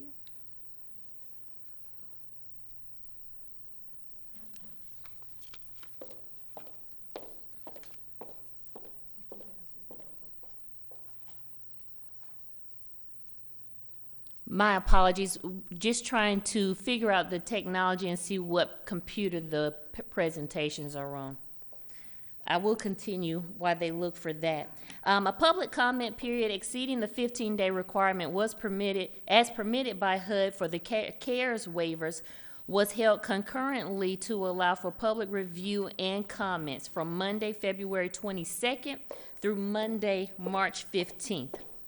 This request to move funding is primarily due to residents' increase in needs for rent, mortgage, and utility assistance to prevent homelessness due to COVID-19. Not all of those in need are able to document how their need is a direct result of COVID-19. So you'll also find that we are requesting a total of $50,000 to be split between two organizations that are currently helping us to assist residents with rent, utility, and mortgage payments. Additionally, we are seeing an increase in need for housing rehabilitation assistance as well as septic tank repair and replacement. Given that we have limited funding to reallocate at this time, we are only requesting approximately $50,000 to assist with these emergency needs for housing improvements. We do propose to have additional funding with our 2021 annual action plan in this summer. In order to achieve the recommended funding amounts, we have been in correspondence with the Executive Director of the McDonough Housing Authority in regards to our immediate needs.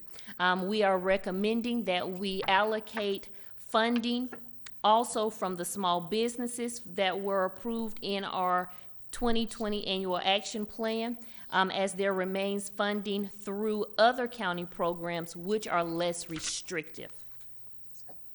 The McDonough Housing Authority does support postponing their 2020 CDBG assistant project as they are still carrying out the 2019, and postponing this level of funding will not cause them any further delays. Due to COVID-19, the CDBG program has faced multiple challenges in the first half of 2020, but our efforts to affirmatively further fair housing, they were resolved in the last quarter of the year as we were able to successfully establish a virtual platform for providing fair housing education. You will find that we are also requesting an increase in funding for fair housing education. This will not reduce any programs to benefit residents directly, as this reprogram is from our administrative services budget line. In total, we are requesting to postpone the McDonough Housing Authority award of $100,000. We will present funding for this activity at a future date with later funds. We're looking to add $25,000 to Africa's Children Fund to continue subsistence payments. This will specifically be for those residents who cannot document COVID-19 impact. An additional $25,000 also to Connecting Henry, also for those who have subsistency payment needs to be rent, mortgage, and utility payments who cannot document COVID. Also, as I mentioned, we are requesting funding in the amount of $50,000. It will be an increase from $123,342 to $173,342 for rehab, to include rehab of primary residence owned by low to moderate income persons and septic tank improvements. Additionally, as I go down the list, we have the CDBG planning and administration, and this is specifically the budget area where we're looking to reallocate funding from our administrative costs to fair housing outreach. We did previously in our 2020 annual action plan allocate $30,000 for this area, but we lowered it due to our inability at the time to carry out all of the programs which we typically do. But again, we found that the virtual platform has been successful, so we are looking to increase that to $50,000 as we've done in prior years. Specifically with the CDBG CV funding, we are proposing to delete the microenterprise assistance of $250 to increase the immediate needs for residents with rental and mortgage assistance and utility payments to an increase for Africa's Children Fund and an increase to Connecting Henry. Currently, the annual action plan has allocated $80,000 to Africa's Children Fund. That increase will be for an additional $125, bringing the total to $205. The increase for Connecting Henry, they were originally awarded $103,761. That increase of $125,000 will bring that total to $228,761. Again, we are seeing significant needs in our community due to COVID-19, and we want to make certain that we have the funding there to assist residents to maintain their housing. We are aware that of the ERAP, the Emergency Rental Assistance Program, is coming through the pipes. Once that funding has been released and we can use those funds to assist rental residents, all of the CDBG funding will be used to target those that need mortgage assistance that cannot apply through the ERAP. This is a public hearing. I'll be happy to take any questions that the board has, but also want to remind you all that this is a public hearing. Okay, thank you. This is a public hearing.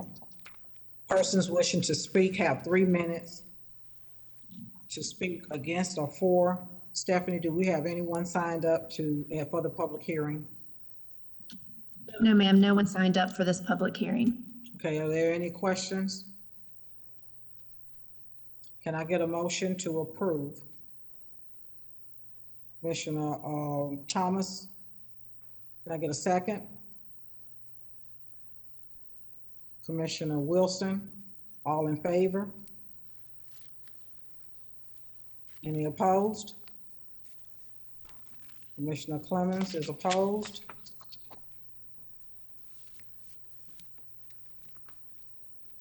Next item on the agenda is finance. Resolution approving emergency rental assistance program, third-party administrator David Smith. Would you come forward?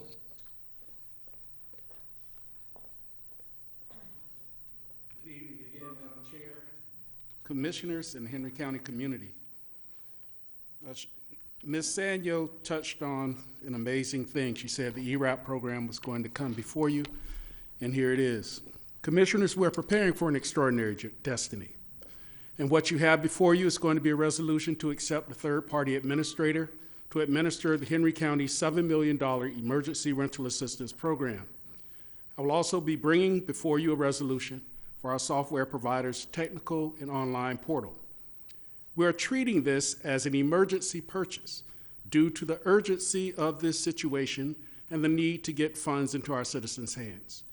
We began this process approximately 1 month ago. We identified a potential local nonprofit that was already handling a similar program for us to see if they had the bandwidth to handle this program end to end. This nonprofit we identified determined they were unable to assist us effectively in all areas needed. The ERC set up a meeting where several counties and nonprofit representatives discussed their approaches to standing up their particular ERAP programs. Key phrases that I picked up that were critical to the success of a program were collaboration, coordination, and compliance. So I went looking for collaboration.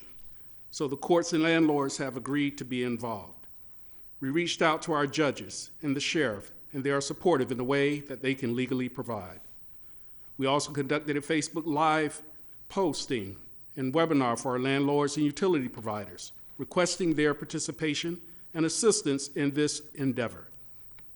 An excellent software management solution strong case management, dual and/or triple reviews, approval and reporting, essential client support, I'm talking about a call center, are essential to the success of this program.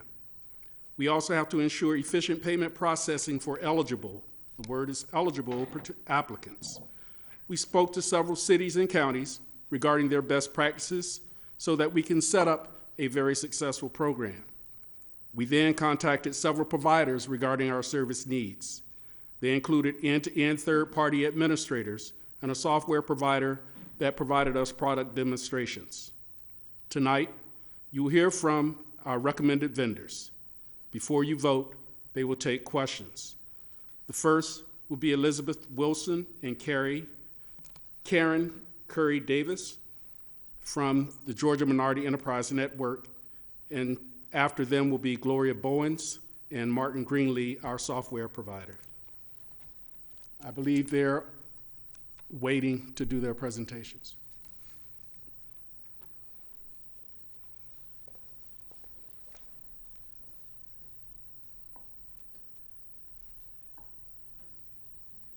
David, who's going first?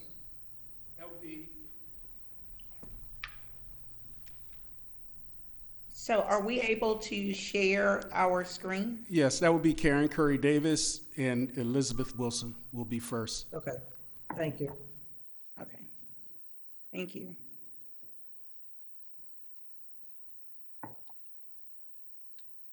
Elizabeth? There she is. Yes, my name is Elizabeth Wilson. I'm the Executive Director of the Georgia Micro Enterprise Network. Next slide, Karen. The Georgia Micro Enterprise Network is a 20-plus-year-old nonprofit organization. We've been providing services and support to Georgia's small businesses, micro businesses, agribusinesses for that 20-year period. As a statewide association made up of over 75 member organizations around the state of Georgia, all providing assistance to small businesses, particularly those in underserved communities, serving underserved entrepreneurs. We have a history of service delivery, partnerships, as David mentioned, collaborations for this 20-year period.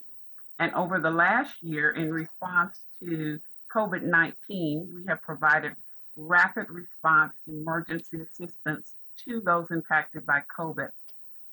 3 of our programs that we have managed since March of 2020 include partnership with the United Way of Greater Atlanta, providing over $400,000 in emergency relief funds to individuals and small businesses.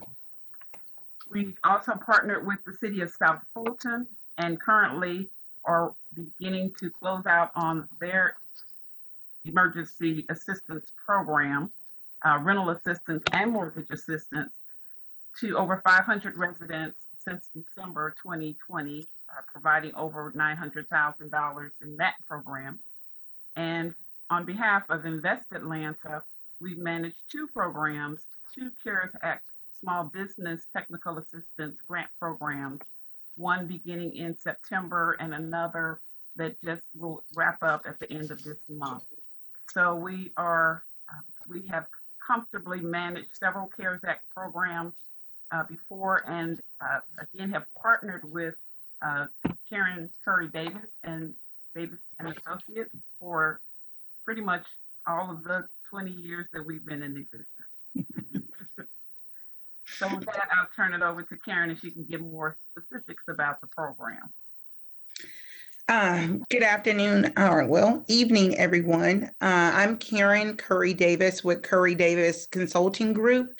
As Liz has said, we have about a 20-year plus history through the work that my firm has done with United Way, the Affordable Care Act, and some other micro business programs. Curry Davis Consulting Group has been in business now for 12 years. We have successfully managed to date $38 million in federal legislated disbursements of emergency funds, with the first one being an emergency rent, mortgage, and utility program in 2010 under the American Recovery Act. We served 17,000 families in 4 months, actually, to meet the deadline. And that was a project through United Way of Greater Atlanta. 10 years later, they reached out to us again to administer the City of Atlanta's emergency rental assistance program, where we successfully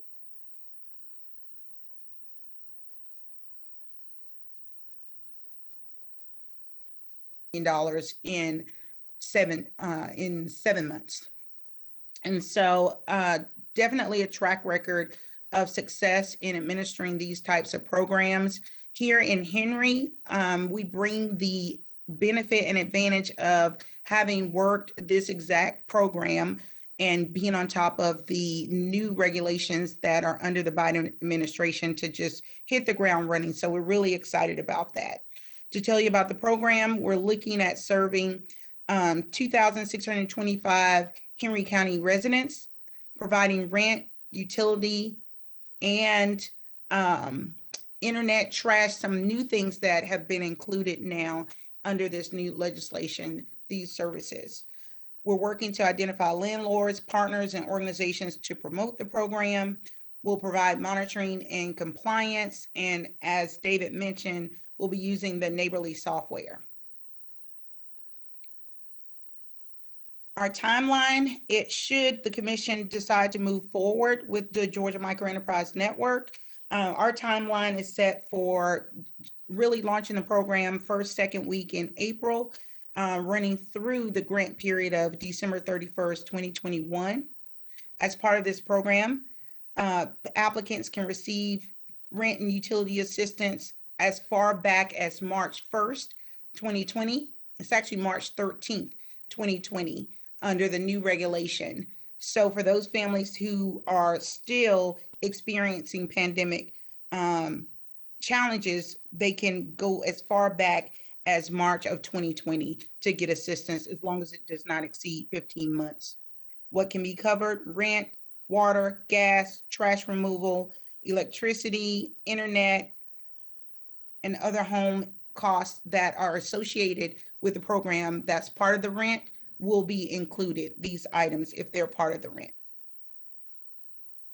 There is no limit. If someone moves into an apartment fresh and new and still have past due, they're able to get assistance from this program. What's new under the new regulation from the previous one, those individuals who are receiving some type of subsidy, whether it's public housing, choice, Section 8, they are able to receive rental assistance for their portion of the payment for their rent and utilities. Applicants can apply for utilities without applying for the rent assistance. Under this new legislation, there is a target and focus for individuals who are below 50% of the AMI and not to exceed 80% AMI. And there's no limit on the funding assistance to be received. Here, I'll just run through the eligibility. They must be Henry County residents. They must be in a rental property, whether it's a home, single family, a multi-family unit, or a mobile home can be covered. Must be unable to pay full or a portion of current past due rent utilities, and must be able to demonstrate a COVID-19 impact. I can say in my experience, this does present a challenge for residents to be able to prove this impact, but we have become very skilled and resourceful with helping families collect the documents needed in order to validate their COVID-19 impact. They must have a current lease and bill, and must be listed on the lease if they are an applicant. GMAN has already drafted guidelines for monitoring and compliance. We're also in the process of identifying quality control staff, working with the data manager to connect with the Neighborly program. We presented to the Henry County team the expenditure reports and the various reporting criteria that we will be using as part of the program as well. As far as outreach and recruitment, I'll just kind of breeze through this very quickly. Working directly with landlords, local businesses, partnering with local nonprofits and the faith-based community, as well as providing an information line call center so that people can call in to get information on how to access the program. The program will be online, as well as we will offer in-person events. In my experience, there is a digital divide for some residents who may be older or experience some literacy challenges. And so we want to incorporate that as part of our service offering as well. The ERAP will also be listed with United Way 211 as a referral source. The ERAP budget that's being presented, $7,060,482.40. The provisions in the federal guidelines allow for 10%. And so the budget that for admin, the admin budget would be $706,4824.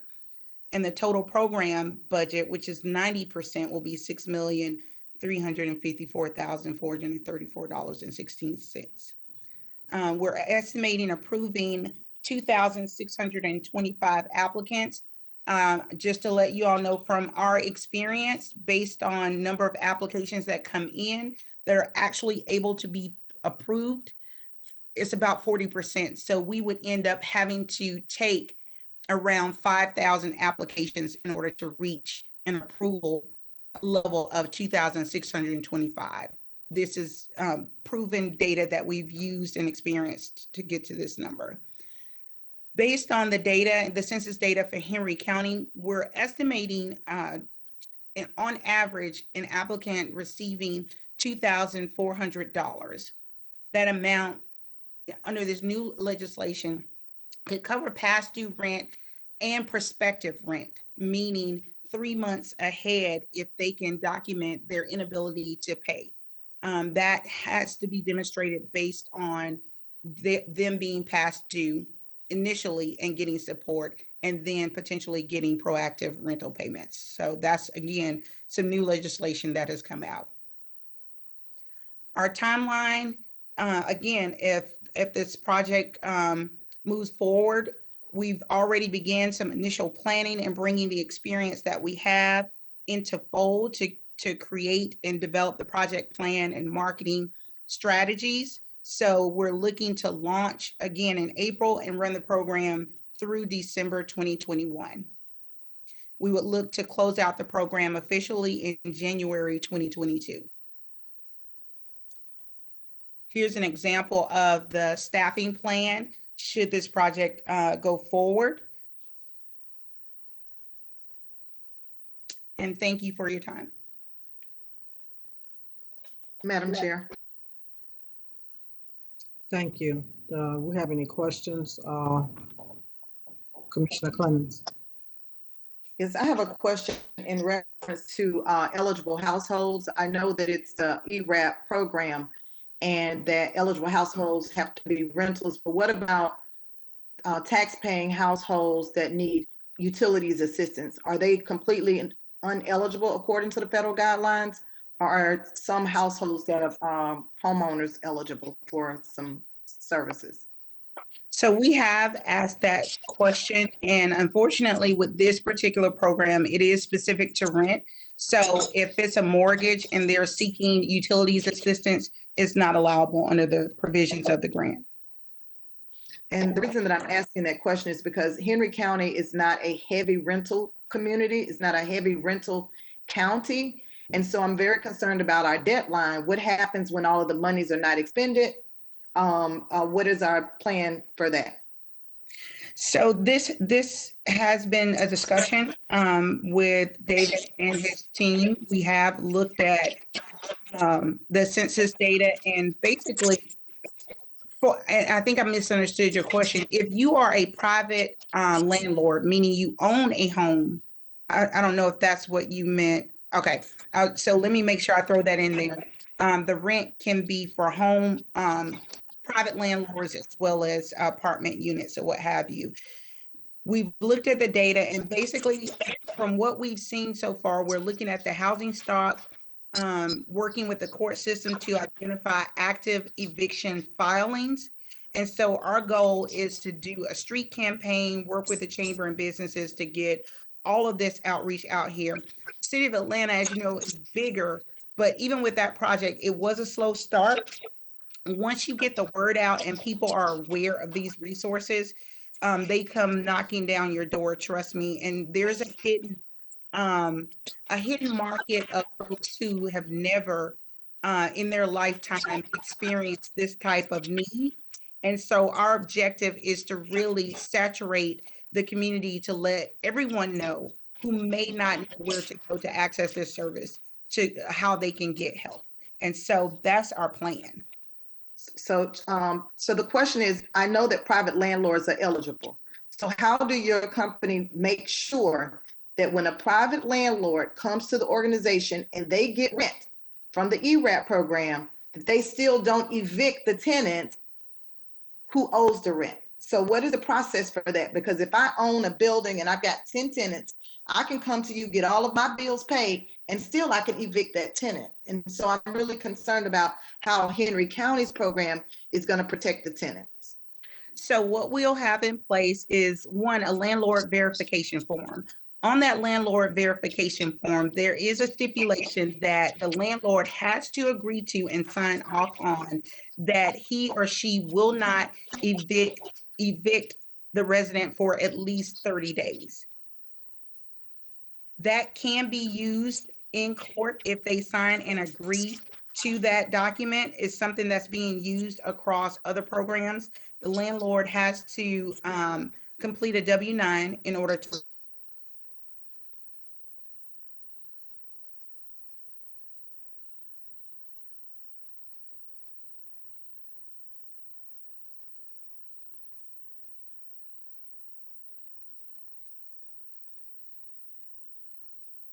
people, the landlords or the companies that receive the funding, so that their tenants are also protected, because our tenants are really our concern. That, I mean, our landlords are too.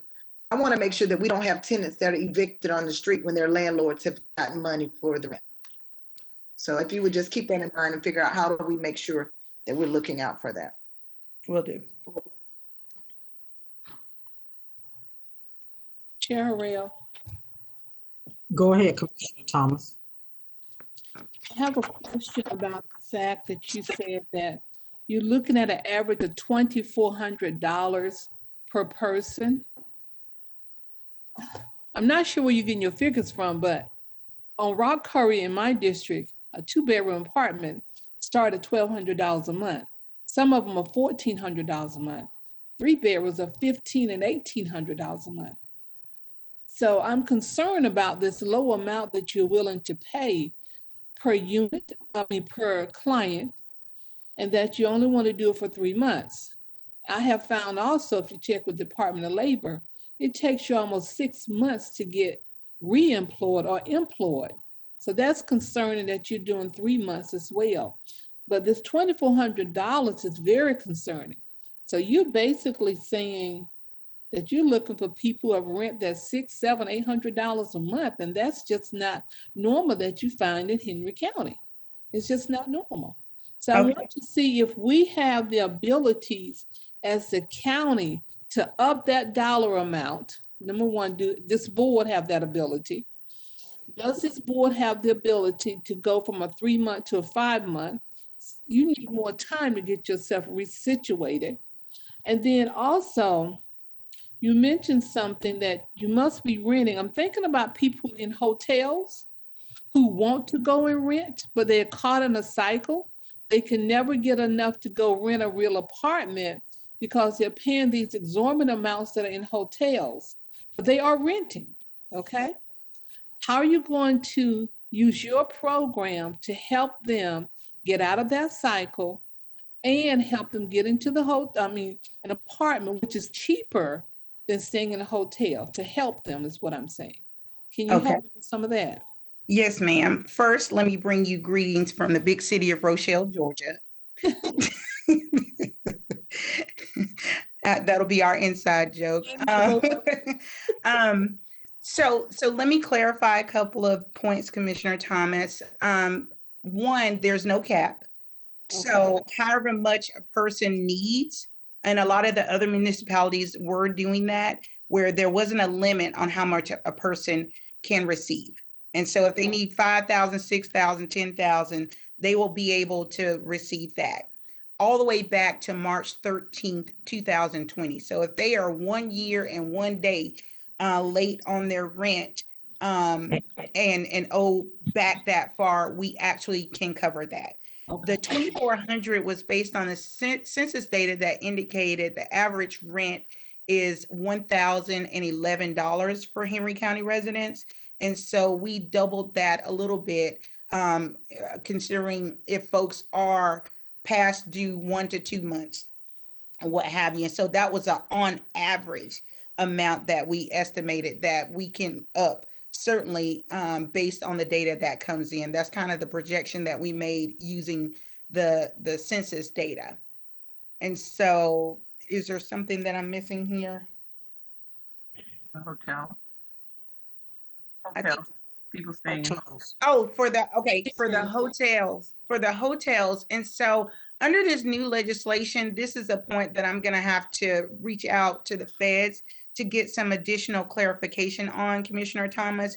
But I can say in the program that I just wrapped up under the CARES Act, the round 1 funding, we did first month deposit and first month rent for those individuals who have a COVID-19 impact and they were staying with relatives, they're in an extended stay hotel, whatever their living circumstances were, as long as they had a COVID-19 impact, they were able to use the CARES Act funding to move into a new apartment. I can say there were a number of compliance issues related to that, because landlords tend to not want to provide a lease without payment.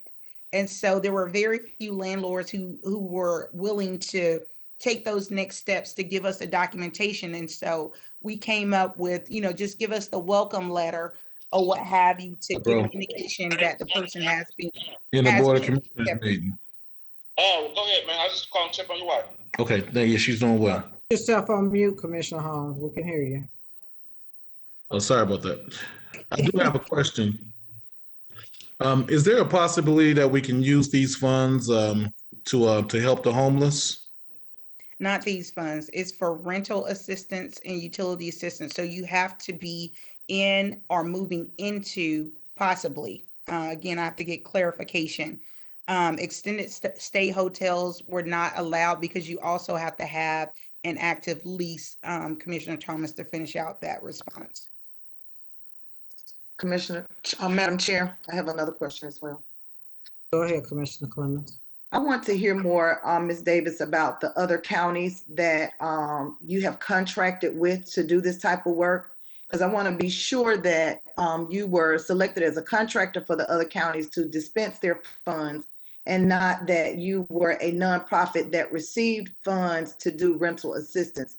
There's a difference, and I want to make sure that we're clear on what role you played, what municipalities you worked with, and so that we can verify the information.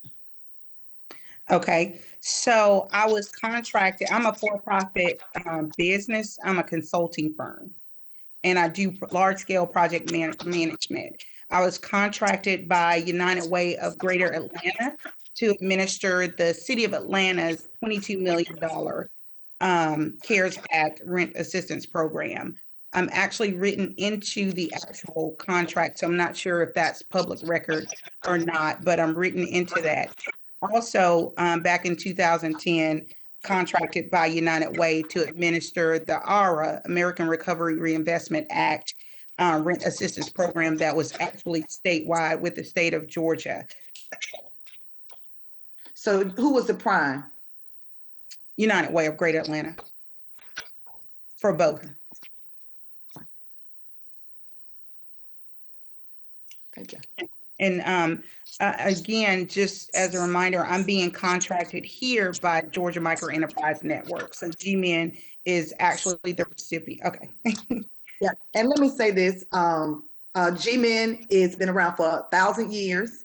I'm very glad to see them bringing you along. I just wanted, you're talking a lot and you're leading it, but the experts in this business is the lady who just spoke, and they've been around for a long time. So it's good to see a fresh face coming in, that they're working with your company now. But I just wanted, you keep saying that I got to check with the feds, and the reason you don't know is because you're contracted with them to do your part, and they do theirs. So I just wanted to clarify that. Thank you. All right.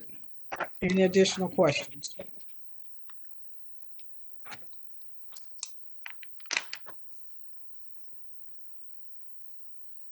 Okay, so we have a resolution approving Emergency Rental Assistance Program third-party administrator. Can I get a motion to approve? Move to approve. Okay, motion by Commissioner Clemens. May I get a second? Second by Commissioner Thomas. All in favor? Motion carries. No opposition. Our next item on the agenda is, I'm sorry, David, there was someone else that was going to talk about the software. I'm sorry. Gloria Bowens and Martin Greenlee, they will be talking about neighborly software, because we have a second resolution they're also administering the program. They will be doing the technical online portal for us. Okay. All right.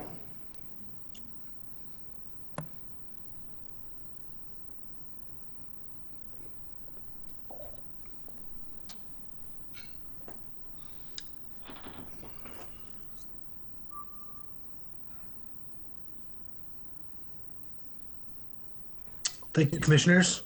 My name is Martin Greenlee. I'm the Senior Vice President here with our Atlanta-based software company.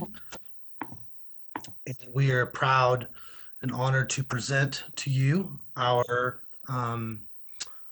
solution. Gloria, if you could switch screens on that, that'd be great. We've got your presentation slides. Okay, sorry, There we go. okay. We wanted to highlight our solution, which is unique for the Treasury Emergency Rental Assistance Program.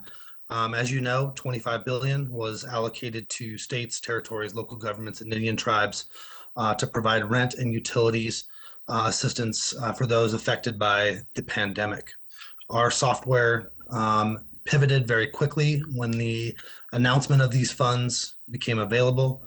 We were already providing over 200 clients nationwide with rent and utility assistance programs under the CARES Act or CRF COVID Relief Fund money. Our software is market leading in this industry. We have over 75 years of experience of working with housing, economic, and community development organizations.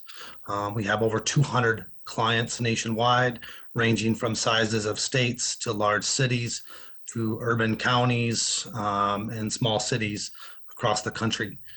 We have a software that is unique and offering the over 20 different turnkey solutions for those programs. And our software, on the next slide, Gloria, can be custom branded, unique to Henry County. We have over 100 communities across the country that are live and using the software for rental and utility assistance programs. The software is accessible through any internet-enabled device, as well as smartphone-enabled. So it is friendly to mobile devices. It also comes in over 60 languages. So as your community is applying for these funds, they can select the necessary language, and the software will convert to unique to their needs. We also are Tier 2 compliant for accessibility for those populations needing additional assistance. The software is intuitive, very easy for your community to apply. Tenants can apply online. They can answer the questions. They can upload supporting documentation of their rental arrearages. They can submit the application and go through the reviewer checklist process that The previous presenter, their staff and their team will process those applications and go through a variety of workflows that we have pre-established in the software. Landlords can also apply in the system, and they can also list all of their tenants, including all of the past month's arrearages. They can confirm that, upload their W-9 so that they can be paid upon approval of that tenant for the program.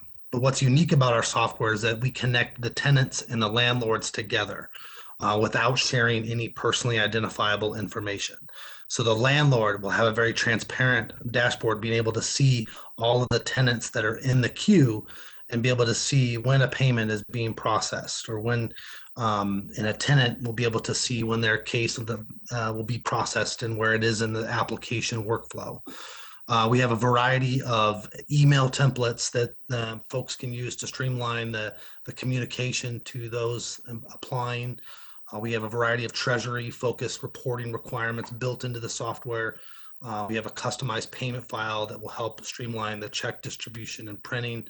And then we have an audit log that takes a name, time, date stamp of every transaction and approval in the software for auditing purposes.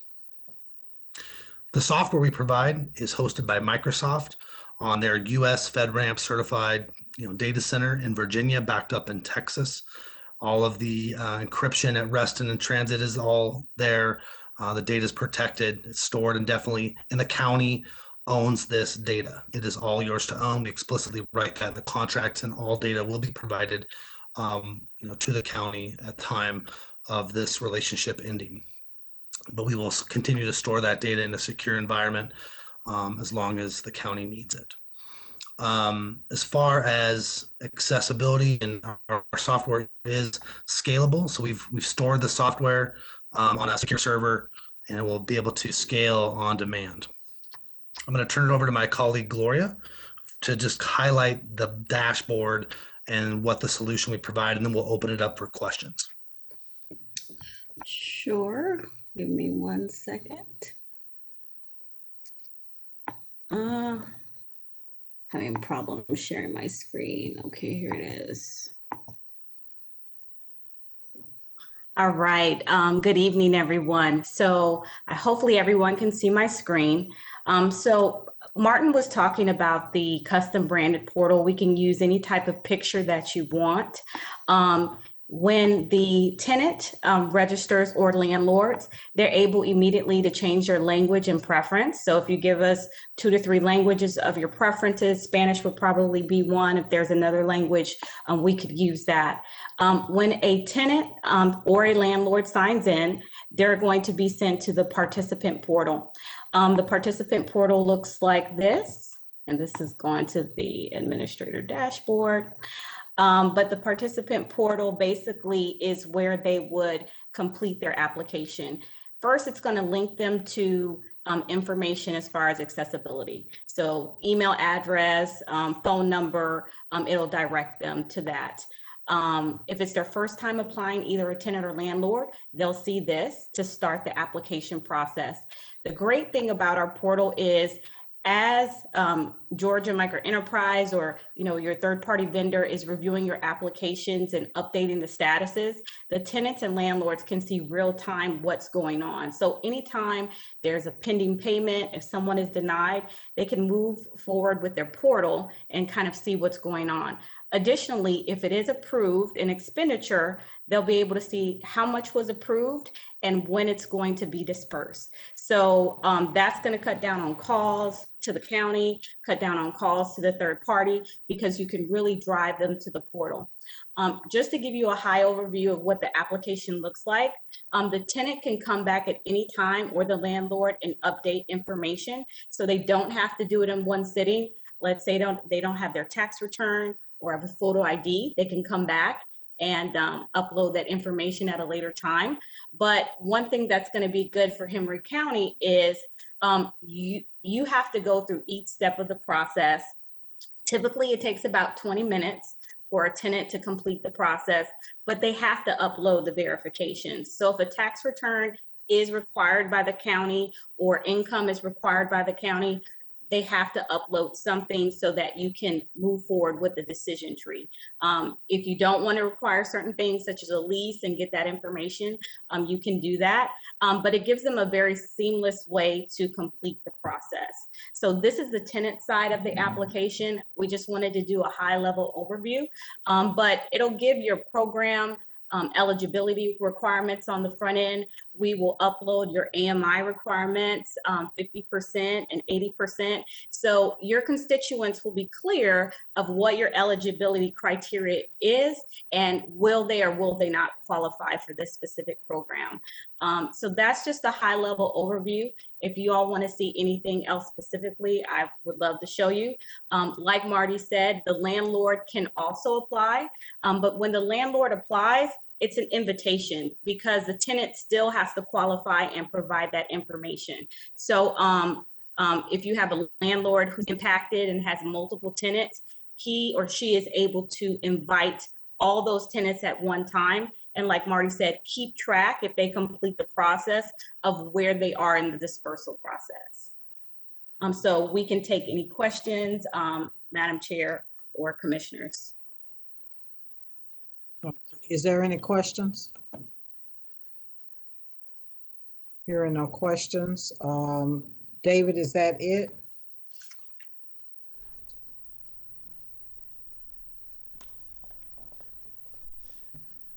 Yes, ma'am. Okay, all right. So, I did have a few points to add because staff is recommending of the approval of both these resolutions. We're presenting this to you as point of notification and approval of emergency assistance to help our citizens.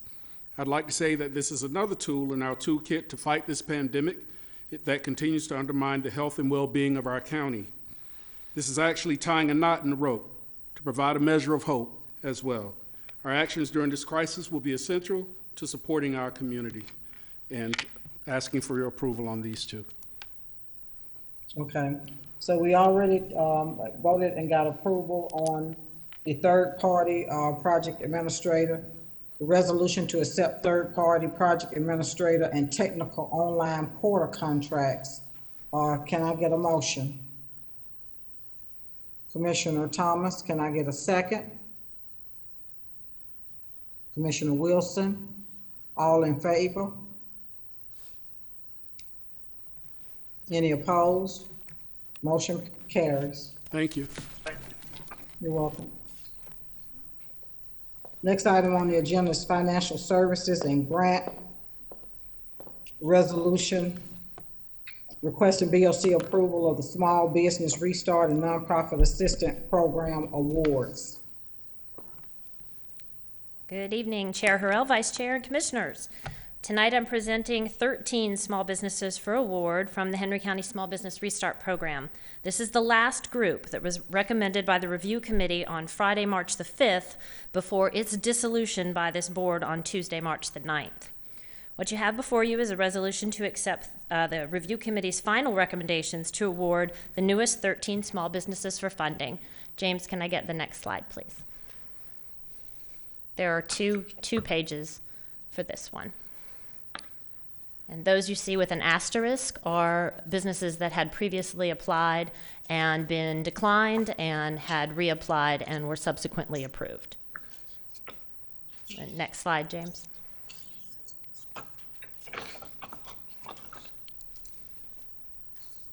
And I will take any questions. Does anyone have any questions? Can I get a motion to approve?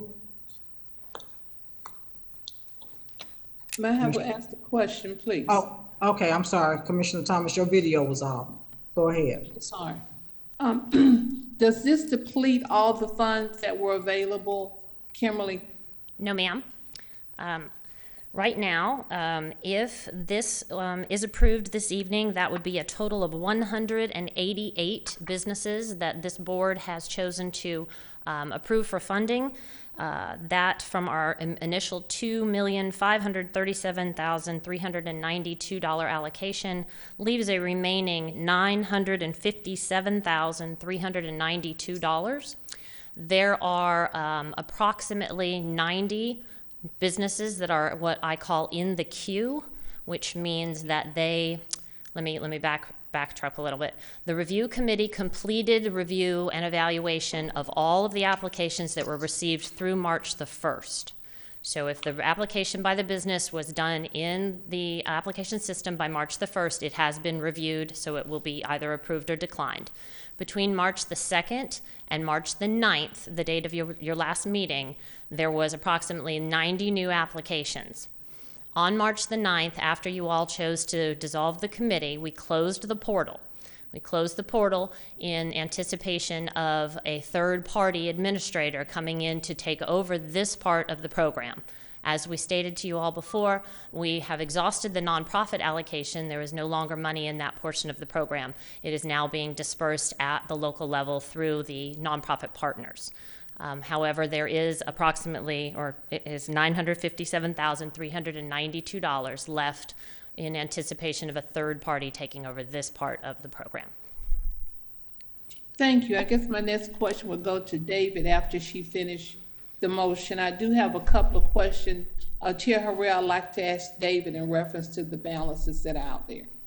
Okay, David, can you come forward? Kimberly, is that it?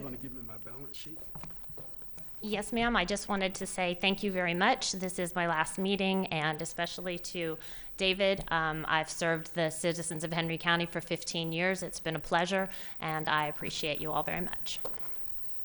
Thank you, Kimberly, for your service. I don't have the other one. I only have those. Okay. What I've already said. Okay, Commissioner Thomas, you had some questions for David. David, I wanted to ask for the balance that's in for the small businesses. Are you guys putting together a proposal as to how to disperse those funds? Or will you be looking for a third party to help with that? We're going to look for a third party to help us disperse the balance of the remaining funds. The next question, I know that the disbursement to the nonprofits may have been allocated, but our funds may not have been dispersed. That is Okay? correct. Okay, so my question then, if indeed a nonprofit does not fulfill the requirements and have a balance left balance left in their allocation, will that go back into this fund or will it go back into the nonprofit funds? Have you looked at a process for that to bring back before the board? We had brought back before the board a resolution, but it was turned down or denied, where we were going to flip the funding for the nonprofit and the small businesses. That was, I believe, denied or tabled. And so that money will just remain for the nonprofits until I bring back another resolution before the board with something to do with it. But my hope is that we would give it to a third-party administrator to continue the administration of that, the balance that's remaining. Also, would you also put in the, bring back information about the nonprofits who did perform well as an option for balances that are left open from those who did not use all their funds to go back into those nonprofits as well? Yes, we actually Would you implemented. look at that option is what I'm saying? Yes, Okay. Thank you. thank you. Okay, thank you. Any additional questions?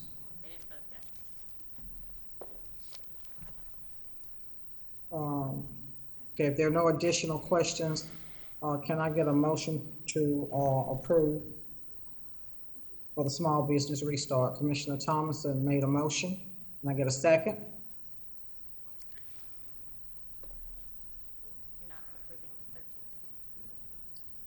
There's not a second. Commissioner Wilson, all in favor? Thank you. Thank you. Motion carries.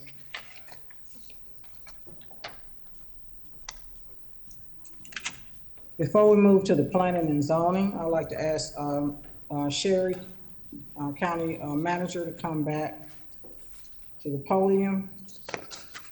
We have some items on the consent agenda that we need to vote on individually. And I am going to ask her to read those items individually so we can vote on some items that need attention to move forward.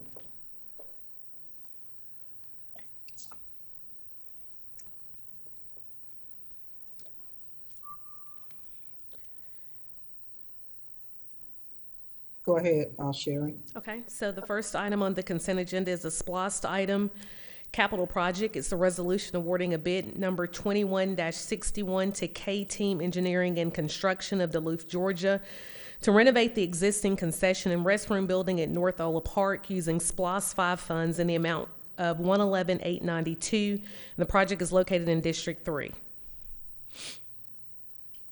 We need to, no District 3 projects.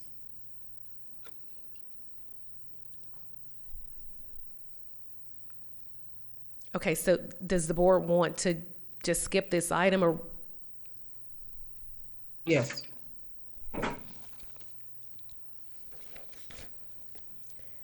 Okay, the next item is a transportation project. It is a resolution awarding bid number 21-67 to Pittman Construction Company in the amount of $1,767,048 for construction of South Ola Road Extension. The project is located in District 1. Okay, can I get a motion to approve? I got a motion from Commissioner Wilson. Can I get a second? The motion, second by Commissioner Holmes. Any discussion? If none, all in favor?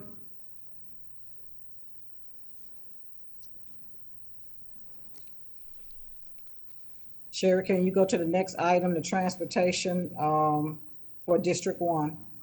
Okay, resolution approving a project framework agreement between Henry County and the Georgia Department of Transportation for Bill Gardner Parkway widening. And again, the project's located in District 1. Okay. Can I get a motion for the resolution approving this frame? Okay, Commissioner Wilson, can I get a second? Second. Commissioner Second. Clemens or Thomas? All in favor? I'm Clemens. Okay. Any opposed? Motion carries. Next item is the juvenile grants. And under the grants, juvenile court, accountability court. So we have a resolution. Move to approve. So we have a motion to approve? Move to approve. Okay, Commissioner Clemens approved. Made a motion. Commissioner Thomas, second the motion. Any discussion? If none, all in favor? Any opposed? Motion carries. The transportation planning. Chair Harrell, was that a motion to approve all three resolutions? Because they're three separate. There's one for juvenile court, one for accountability court, and then one for the DUI and drug court. Is that all of them? That will be all. Move to approve all, Chair. Okay. Okay. The next item is, you said transportation planning, correct? Yes. That's a Yes. resolution approving an agreement with ACCG Civic Affairs Foundation to accept a grant to hire an intern to conduct transportation planning projects in the summer of 2021. Motion to approve. A motion by Commissioner Thomas. Can I get a second? Second by Commissioner Holmes. Any discussion? If none, all in favor? Next item is the planning and zoning. Resolution approving an agreement with ACCG Civic Affairs Foundation to accept a grant to hire an intern to conduct planning and zoning projects in the summer of 2021. Okay. Commissioner Thomas, second by Commissioner Clemens. Any discussion? If not, all in favor? Next one is transit. Resolution accepting FY 2022 Georgia Department of Transportation 5311 Rural Transportation Program and capital assistance for Henry County Transit. Can we get a motion? To approve. Motion by Commissioner Clemens, second by Commissioner Thomas. All in favor if there's no discussion? Motion carries. Next is Parks and Rec. Resolution approving a purchase and installation of scoreboards at various parks using capital improvement plan funds. Can I get a motion? Commissioner Thomas, second by Commissioner Clemens. All in favor? If there's no discussion. Carries. Resolution declaring a sawmill and plain mill at 101 Lakedale Road, Heritage Park as surplus. Can I get a motion? Motion by Commissioner Clemens, second by Commissioner Hong. Any discussion? If none, all in favor? Motion carried. Facilities, maintenance. Can you read both of those? Well, just read them each then, and we'll decide on each one. Resolution approving a bid award number 21-19 for janitorial services for various county buildings to Building Maintenance Services, Inc., out of Kennesaw, Georgia, in the amount of $314,520. Sorry. Motion by Commissioner Thomas. Can I get a second? Second by Commissioner Wilson. Any discussion? All in favor? Any opposed? Motion carries. Next resolution. Resolution approving a bid award number 20-49 for litter pickup services on designated county right-of-ways in the amount of $19,065 to 4 SYTA Industries out of Snellville, Georgia. Can I get a motion? Motion by Commissioner Holmes, second by Commissioner Wilson. Any discussion? No discussion. Okay, go ahead, Commissioner Clemens. Sherry, I actually looked at the list of roads that was on that list. There are a lot of roads that are heavily littered that are not on that list. How did you all come up with the list, and how do you plan to address the roads that are not on the list that have a lot of heavy litter, that are well traveled? There are a lot of roads that are traveled a lot to get from north to south that's not on that list. So Commissioner Clemens, we will, the list was compiled by our Community Services Department, and it was based upon the areas in which we've received the largest volume of complaints and where we've picked up the largest volumes of trash. And so while that list will include what the vendors will be doing, we will still have our community service group that will be running the other corridors which may be experiencing trash as well. Is there a road in particular that was omitted that we can go back and revisit and see the number of calls that we've received that you'd like to see on the list? Well, as many roads as we have, I can't name one, and then my constituents calling me tonight saying that I didn't name their road. So I won't even go down that rabbit hole. But what I will say is that we need to make sure that we are heavily addressing the litter throughout the county and not just focusing on that.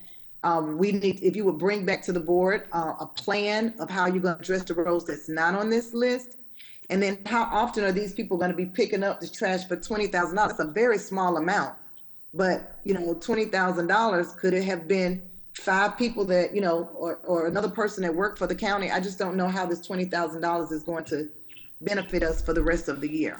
So is it just a certain amount of time? How long is this? No, ma'am. This is the monthly fee for the litter pickup. And so they will be providing it. They're going to do it 2 times a month. And then in addition to what they're doing, we still have our community service crews. The board did authorize at mid-year our community service group to add 2 additional workers for us to have out on the roads. But I'll be honest with you, we clean up a road at 8 o'clock and by 8:30, that road is back full of litter. And we are constantly going out picking up litter off of the roads. And so we will continue to have our community service crews out where we're able to get workers. One of the things that we're also struggling with is we normally have inmate labor that we're not able to get because of COVID. Those laborers aren't being able to be released from our jail system to assist with the pickup. And so what we're trying to do is make sure that we have coverage at least 5 days a week, or it's in some instances, we do have groups that are working on the weekend when we have community service workers available to make sure that we are canvassing not only the roads that are on the list, but also the roads that are not listed. So I want to just make sure I clarify that the contractor will be handling these roads, but our community service will handle any other roads that are not listed. What we're also asking is that if there are communities that are out picking up trash, if they'll pick it up, place it in a bag, we will come by and pick that trash up. Please continue to enter information in SeeClickFix because we are running back and forth daily picking up trash. But what we're seeing now is a lot of the trash that's on the roads. If it's not within the county right of way, we can't go onto private property and pick it up. And so I know a lot of people get frustrated because they see trash behind buildings and trash that's on private property. So we're not able to pick up on private property. We can only pick up what's within the right of way. But to answer your question, we will continue to provide the community service workers to assist and to pick up the trash on some of the roadways that are not listed within this contract. Yeah, so one of my concerns was that this, on the agenda, it says we're approving it for $19,000, and that is incorrect. We are Correct. approving $20,000 a month. And this is why I was not, supporting the consent agenda, because this is not accurate. This says $19,000. It doesn't say $20,000 a month. And it's $20,000 a month. And it's only a few roads. I'm really concerned about this contract. I'm concerned about us having more detail of what they're going to do when the citizens call or they do see-click fix. How are we going to get it from us to this private person? And you know that we're doing the Less Litter, More Love in Henry County. Some District 2 residents has started that, and we are putting the bags out, the signs for that. But this is $20,000 a month, and I just want to know how we're going to do it. I don't know that we can do it all tonight. It's already long, but I would ask Chair that we would get some more details on it. We need it, and we don't need it, but I think we need to make sure that $20,000 is really going to impact and have all the right roads, and we know how they're going to be working for the county for $20,000 a month. Madam Chair. Commissioner Holmes Chair. had, go ahead, Commissioner Holmes. Yeah, first I want to retract my motion because I was under the understanding that this was one-time payment for this organization. Reviewing the resolution, I did have questions regarding the organization. I was hoping that you guys can provide more details. It seemed like it's a national nonprofit organization, or are they from Georgia? So they're out of Snellville, Georgia, and on the resolution that's in y'all's package, on the back sheet, there is a bid tabulation, and it does say that this is the cost per month. They were the lowest bid, and that's what we have to go with, the lowest bid. The other vendors, it's about 8 other vendors that were listed that ranged anywhere from $41,690 a month to up to $567,138 a month. And so this is the lowest bidder for the services that we're asking to be provided. This is the only option we have in terms of providing some additional resources for us to be able to get this litter picked up. So the intent was not to mislead the board in terms of the $19,065. I'm reading straight from the agenda, but on the resolution on the back, it does say per month. So that is, I will correct that it should have been stated that is $19,065 a month, but that was not the intent. We're definitely not looking to hire a person to come in and pick up trash for 1 month. So do we still have the contract with Spalding County Jail? And are we still using that labor? So we do have inmates from Spalding County, but it's my understanding they're with our stormwater department. And so they are cleaning out detention ponds. And so the state inmates have been released, but we don't have any county inmates that have been released. And so right now, the only workers that we have are the community service workers that are doing work release through the state or through the court system. I don't recall us ever using our own inmates from Henry County Jail. It's my recollection that we've always used inmates from either Clayton or Spalding counties. Commissioner Holmes, I can't say that we've ever used inmates from Clayton. I know that we've used our Henry County inmates from our local jail, and then, as I mentioned, the inmates from Spalding County or the state inmates that we use with our facility maintenance crew and with our stormwater crew to clean out detention ponds. Sure. Madam Chair. Go ahead, Commissioner Clemens.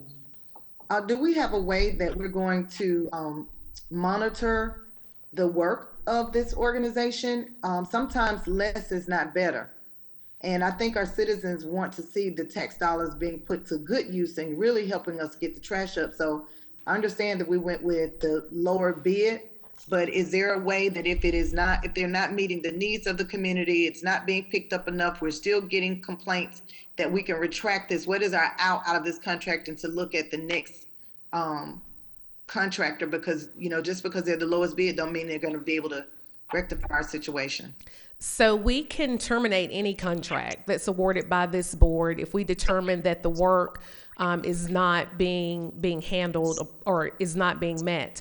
The only challenge with that, Commissioner Clemens, is that I can send this company out, but the citizens have got to work to try to help pick up some of this litter that we have. And that's the problem that we have right now. Now, what we will do, and this group will fall under Hutch Purvis, which is our facility maintenance director. What he will do is he keeps, and they will have to provide to him an update on what they're doing, how they're picking up, and maybe not how they're picking up the trash, but provide some proof that the litter is being picked up. If we determine that they're saying that they're going to areas that are actually litter is still there, then we will definitely, one, have a first time conversation with them. Two, if it's not rectified, then we will bring a resolution to the board to terminate the contract, and then we'll be able to proceed maybe with the next bidder in terms of getting it cleaned up. I'm hopeful that we'll be able to see a difference in the next 2 to 3 months in terms of getting things back under control. And one of the things that we're also going to be doing, and I'll release it publicly in terms of a press release, is we're going to try to create a Keep Henry County Green initiative, where we would like for neighborhoods, subdivisions, residents to come together and help us try to clean up our community, because it is a lot of litter throughout the county, and that's one of the things that we have really struggled with during this pandemic, keeping the community clean, because we just haven't had the resources to do it. I would urge you to look at the Less Litter, More Love, Henry County, Georgia. Say it again. Something that our citizens, less litter, more love. It's something that our citizens have come up with. They are out there. You've seen the clear bags out on the streets. Those are our citizens that have taken matters into their own hands, and they're to be commended for doing this. It's really growing throughout the county. And instead of us trying to create something, I think we should join forces with our constituents in our community and the efforts.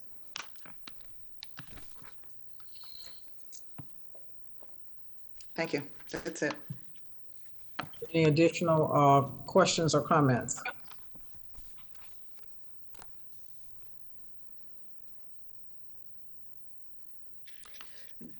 Commissioner Holmes, you had, did you say that you want to withdraw your? Yes.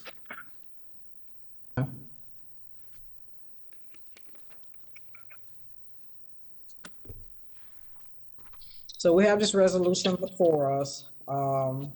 Is there a motion to approve? Thanks, Commissioner Wilson. Is there a second? Commissioner Second. Clemens. Okay. Is there any further discussion?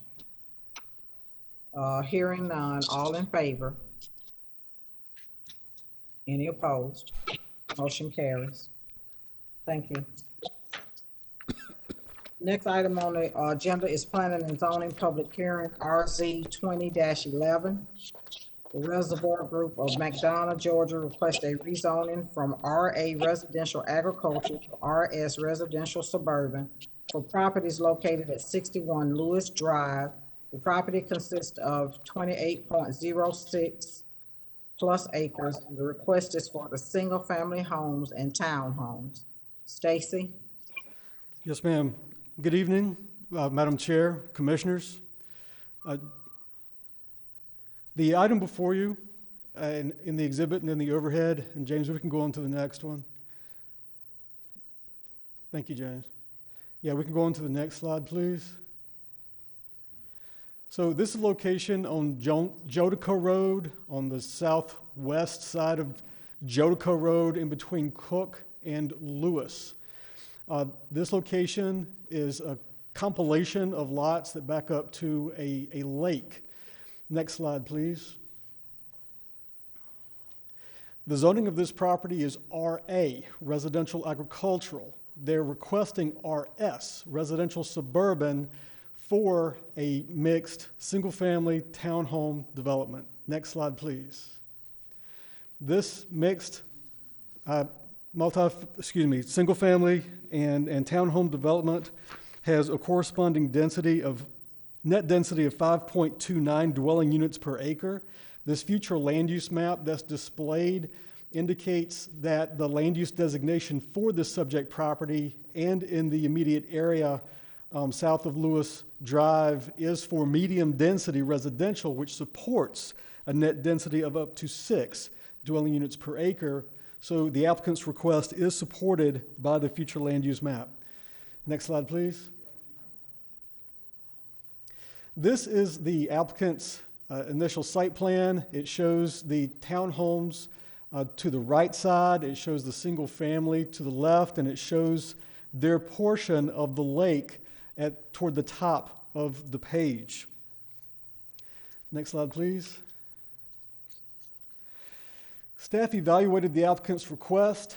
We've considered the character of the area, how it's typically single family.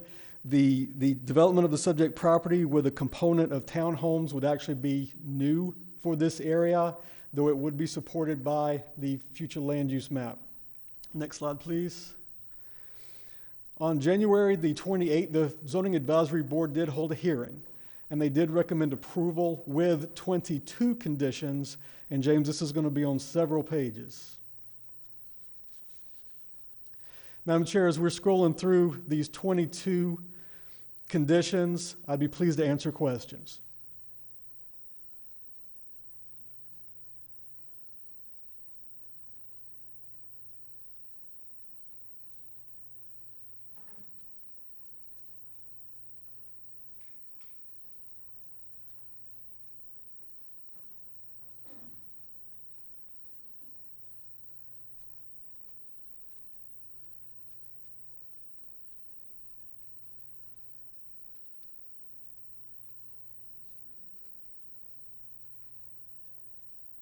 Are there any questions? I'm sorry.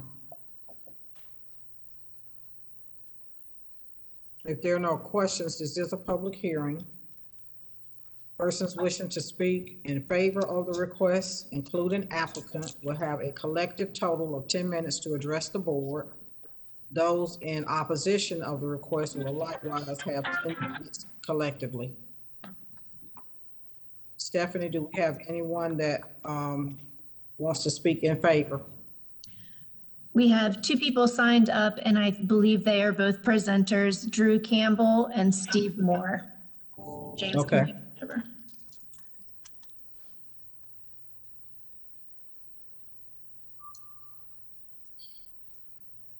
Good evening, Madam Chair, members of the board. My name is Steve Moore.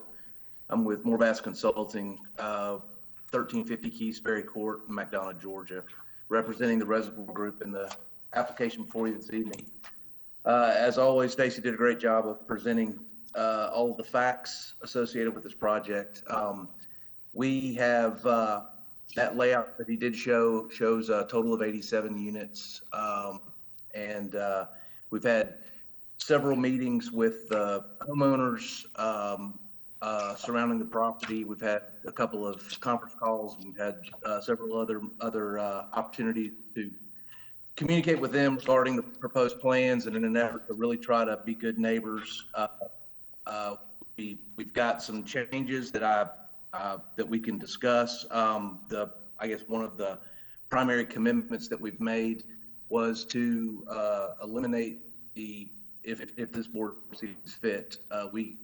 There was some concern over the townhomes, and so we have agreed that we would be willing to consider those just to be all single family instead of the townhomes. There was also a concern about the lake and the privacy of that lake, recognizing that the residents around there have used that lake for many years. And it just so happens that this property owns a large portion of that lake. And so we've also agreed to deed that property of the lake to the homeowner association once this subdivision is final platted, just as an effort to where they can just be assured that that area will be secure. As Stacy mentioned, we're consistent with the future land use plan. We believe it's going to be a really nice product, raising the value of the residential stock in Henry County. The entrances will be heavily landscaped with hardscape as well. We've intentionally avoided access, direct access to Jodica Road in an effort to just mitigate and minimize any impacts to traffic. All of our accesses come off of Cook Lane internally there. And then a nice central amenity area, which is also proposed. We anticipate these homes, they'll start in the 300s and work their way well up above that. So we think it's going to be a very nice community and a definite compatible with the area. The conditions that staff read are displayed are fine. And again, just happy to answer any questions that you've got. Thank you. Stephanie, is that all the speaking in favor? Can't hear you. Yes, unless Mr. Camp would like to add anything. No, I'm good. Thank you very much. Good. Good evening, Oh, Madam that Chair. is all. Hello. So those, you have anyone signed up to speak in opposition? I do not. Okay. Are there any questions from the board? Yes. Commissioner Clemens? Just for the record, and I know that we have some of the citizens that are around the area that are on listening tonight. I want to make sure that we state in the records the concerns that they have, but thankful to have good developers that understand what it means to be neighborly and meet with the residents and make sure that we address their issues. So Stacy put up the conditions, but there were some changes to the conditions. And Stacy, I don't know if you guys put the changes up or if we needed to speak the changes into the record. Did you have the changes up, Stacy, or was it something else that was up? So, Commissioner, we had not put up the changed conditions, but we can make sure that those are in the record. And if you would like for me to speak them, I'd be happy to do that. So first of all, I need to ask a question.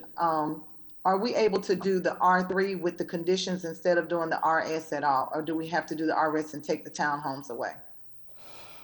So, Commissioner, the number of lots, the lot yield is going to be greatly affected by the zoning. So, for example, the R3, those lots are going to be very much larger than what they would have under RS, and they would not be able to have close to the number of lots. And Mr. Moore may be able to speak more about that. But we don't see any inconsistency that would kill the deal to maintain an RS, but just condition that the use for townhomes would be prohibited. So if we do the RS, one of the things that we talked about is that we would increase the lot sizes to a minimum of, square feet, heated square feet to a minimum of 2,500 square feet. And so I want Mr. Moore to know that, and that would be under number 16, where it says the single family homes be 2,000 square feet. We want to make sure that it is a minimum of 2,500 heated square feet on the, with the RS. Yes, ma'am, that's fine. Okay, and the other thing is that number 12, everything about the townhomes would come out. So townhomes would be prohibited from being on this property at all. So the lawn care for the residents of townhomes, all of that would come out. Yes, ma'am. There was a concern about number 13, where it talks about the street lights and the street trees as approved by Henry County DOT. We would like to see sidewalks on Jodico Road. I'm hoping that if T-SPOS passes in the county, that we will have sidewalks on all of our main corridors. So we would want sidewalks all the way around this property so that the constituents that live inside of the neighborhood can take the sidewalks out of their neighborhood all the way around to Jodico. So it says on 13 that this would be with the review of HCDOT, but we want to just include that sidewalks will be all the way around, including Jodico, along the frontage of the development. Okay. Okay. And then the lake is an issue. And so we want to make sure that we add into the conditions that before the final plat is approved, that the lake would be deeded over. And Patrick, that's a question for you. I don't want to get into a legal thing where we're telling a developer what to do with their land. But I have heard them say that they're willing to deed the lake over. Is it any way that we can add it in our conditions that the lake would be deeded over to the present HOA that's there? Yes, that could be added as a condition. I would want that condition to specify who it's going to be deeded to, what the name of the association is. So we'll have staff to get that HOA association's name. Mr. Kemp may know the name of the HOA association, but we need to add that in there. And then there was one other issue, and I don't know, Patrick, I'll tell you what's going on, and I want to make sure that I am representing my constituents because I've had several meetings with them about this. There's one lot that's in the old subdivision whose septic tank and lines for their sewer system is on one of the new lots that that the Reservoir Group would own.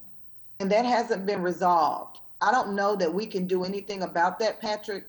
I would like to know how can we protect that before we zone it, or if there's anything we can do at all.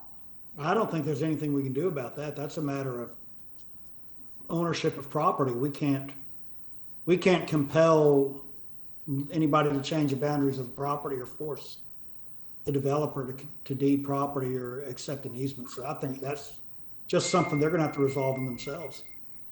And that was what I told them when I met with them, but I needed to make sure, I promised that I would ask for legal advice from the county attorney on that. And Stacy, there were some other ones, the clubhouse. We did take out the clubhouse for the community and we swapped it for a covered pavilion. And Stacy, did you get the square feet of the covered pavilion? Yes, we're recommending 1,000 square feet minimum.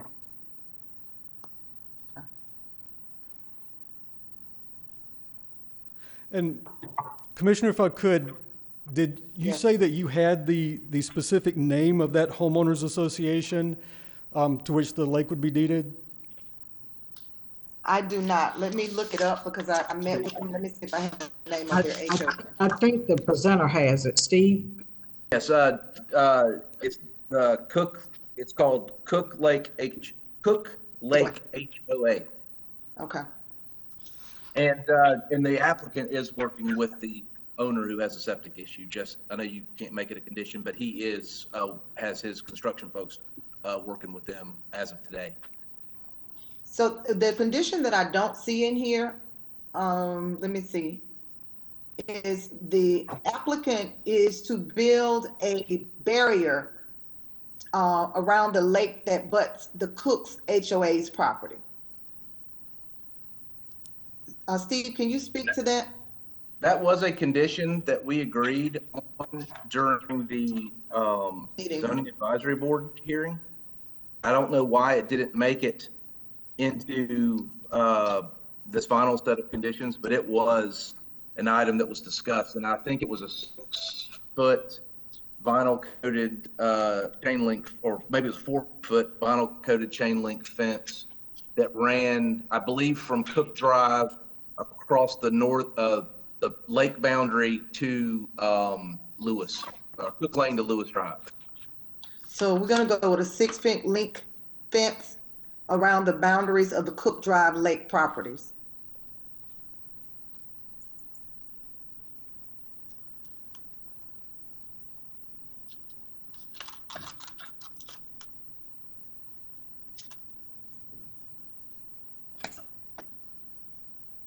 And Stacey, I think that was all of the extra conditions that the homeowners wanted to see included in this, other than what you already have.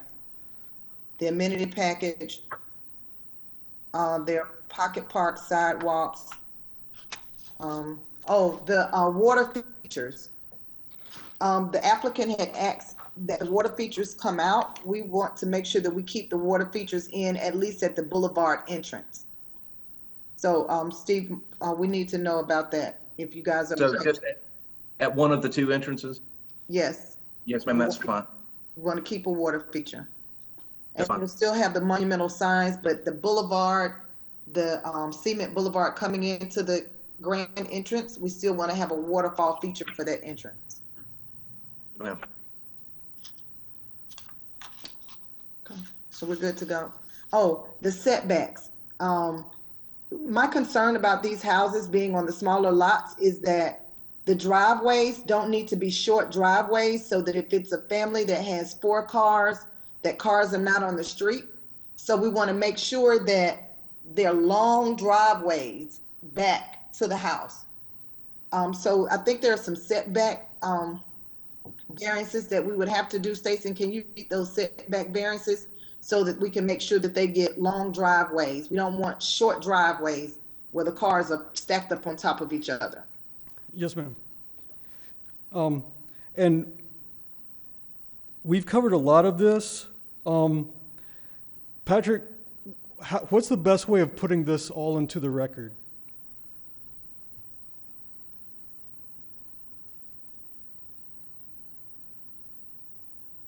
The best way would be to read the revised conditions, either in full or each number that has been changed.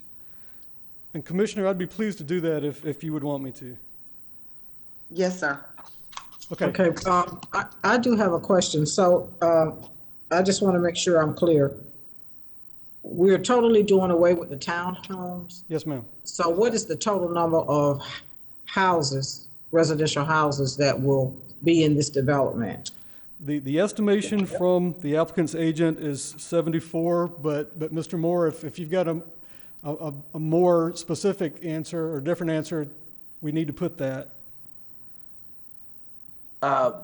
We were hoping that we could just, rather than listing a number of lots, only because this was kind of a last minute change to get rid of the townhomes. We haven't done a very thorough layout, revised layout. So what we were hoping is just that whatever the number of units that we had before, that's the maximum number we'll be able to have. It's just they'll all be single family detached instead of townhomes, if that was acceptable.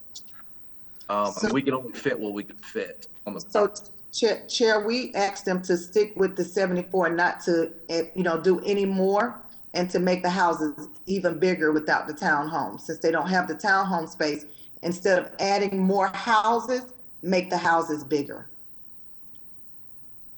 Okay, so, but Steve is saying that they want to keep the number. So if it was originally 61 for residential, single family, and 26 for the townhomes,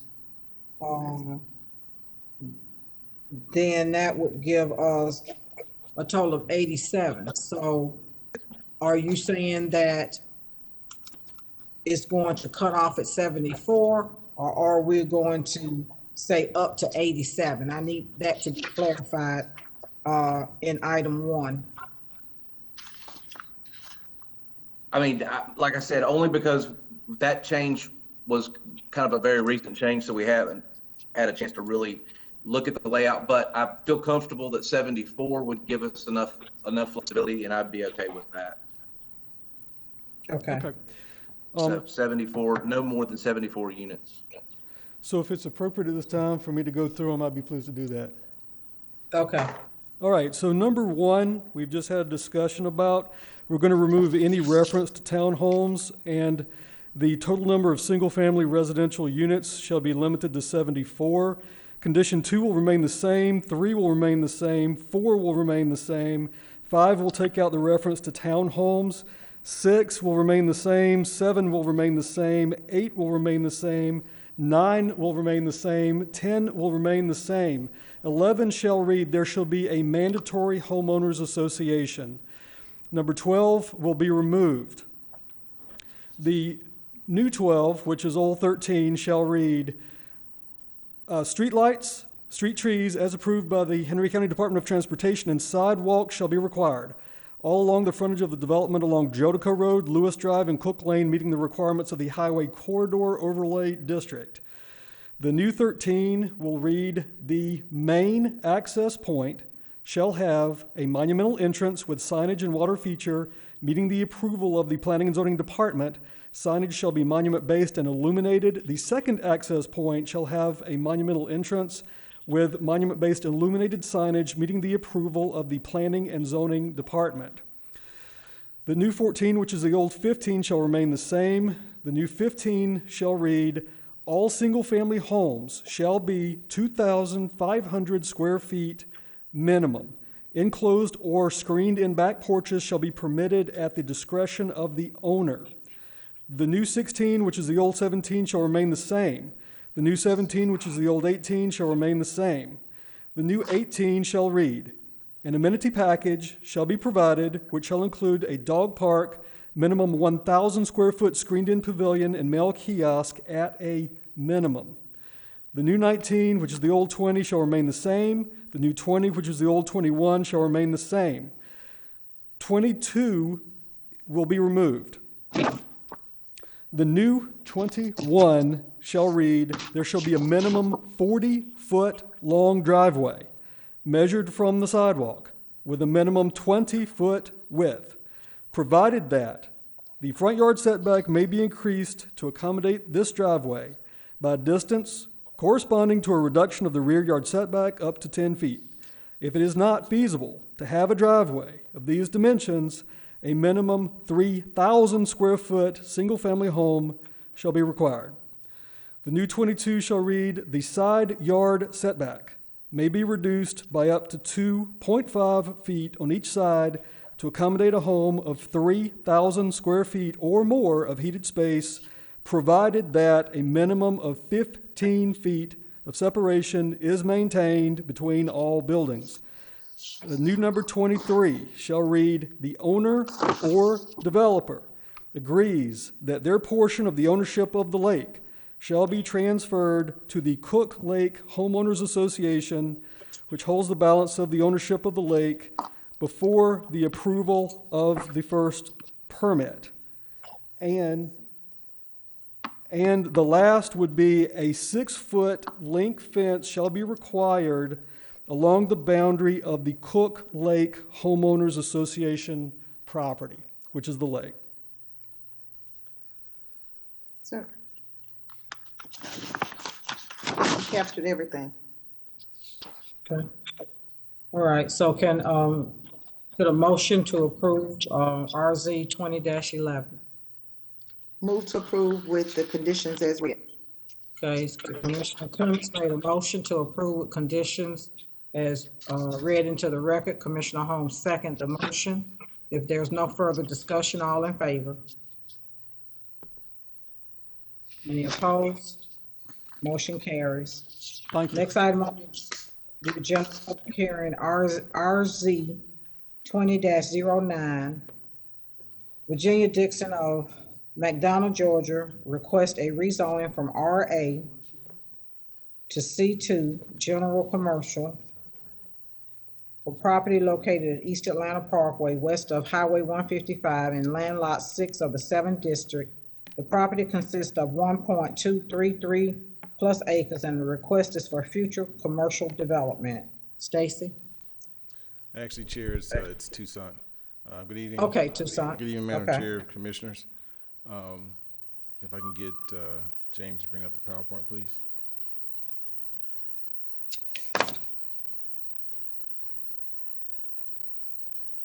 Thank you, sir. Yes, ma'am. So the applicant has requested to rezone property from RA to C2, General Commercial, along the East Lake Parkway.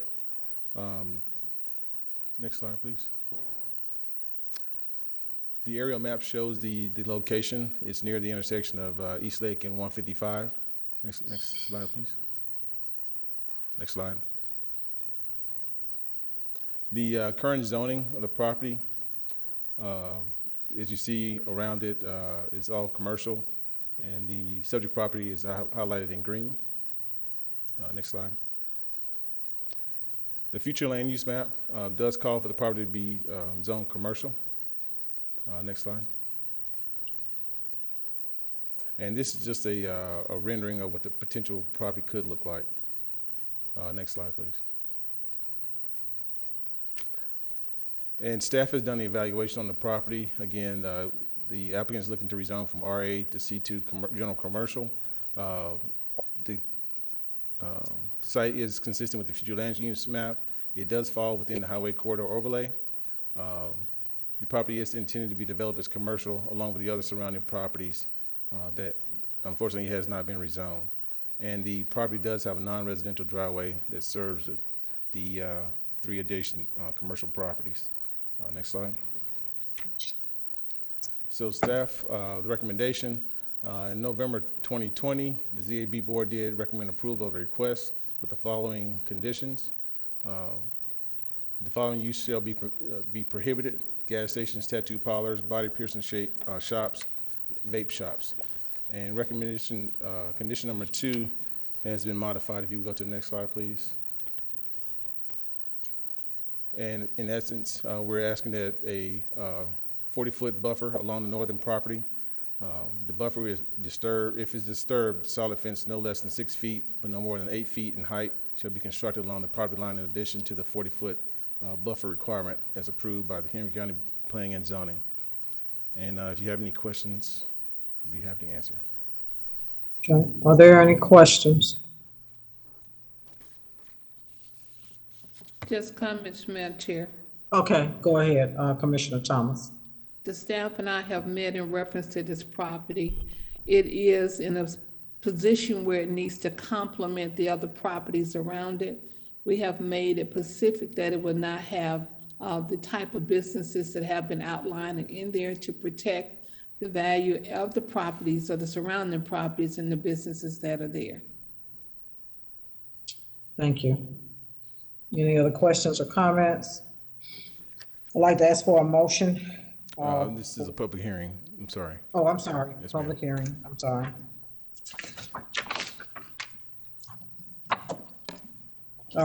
Stephanie, do we have any persons just wanting to speak in favor or against the zoning? Chair, we have Mark Britton, who is the presenter of this item. And we have a gentleman, Josh Lanning, that is in the waiting room, and he wasn't sure until he heard the presentation if he was speaking in favor or against. So we may need to move him over and ask him that. And one other one, Terry Chumney, that would like to speak in opposition. So we can start with Mr. Britton. Okay, that's Mr. Britton. Go ahead. Chair, can you hear me? Yes, I can hear me. Okay. Yes. Thank you, Madam Chair. I'm Mark Britton, and Ms. Dixon requested that I assist her in this process. I have been familiar with this property since its original development back before the recession in the mid-2000s. I represented the original developer who made that subdivision occur and sold property to the CVS on the corner, and then held the Bojangles site and then the other site for the strip shopping center in the back. So previous clients of mine are the ones who had actually done that development, actually installed that driveway, which is a private drive that the other properties have easement rights to. So technically, as we sit here today, that private drive is zoned, residential agricultural, which is not an appropriate zoning for a driveway that serves commercial properties. Just for the chair and the commissioners to know, all of the owners that have previously owned that property since this development, since the mid-2000s, have been paying property taxes based on a C2 zoning classification. That is to say that the owners have been all under the impression that the property was already zoned C2 by representation of the tax assessor's office and the tax billing. So this has not been a situation where property taxes have been paid on residential agricultural property. I think that we go back to a mix-up many years ago as to why this property was not included in the previous zoning requests for the the Strip Shopping Center site or the Bojangles site. So we appreciate very much Commissioner Vivian Thomas's participation in hearing us out on this in her previous meeting that she had with Ms. Dixon and me. And we are in full agreement as to the zoning classification of C2 with the recommended exceptions and restrictions. So we appreciate your time tonight. Thank you, Mr. Britton. Stephanie, who do we have next? James, if you could move Josh Lanning over, we'll ask if he's in favor or opposed. Stephanie, he's not in the waiting room. Okay. Chair, if we can move on to opposition, Terry Chumney, is he in the waiting room? He is.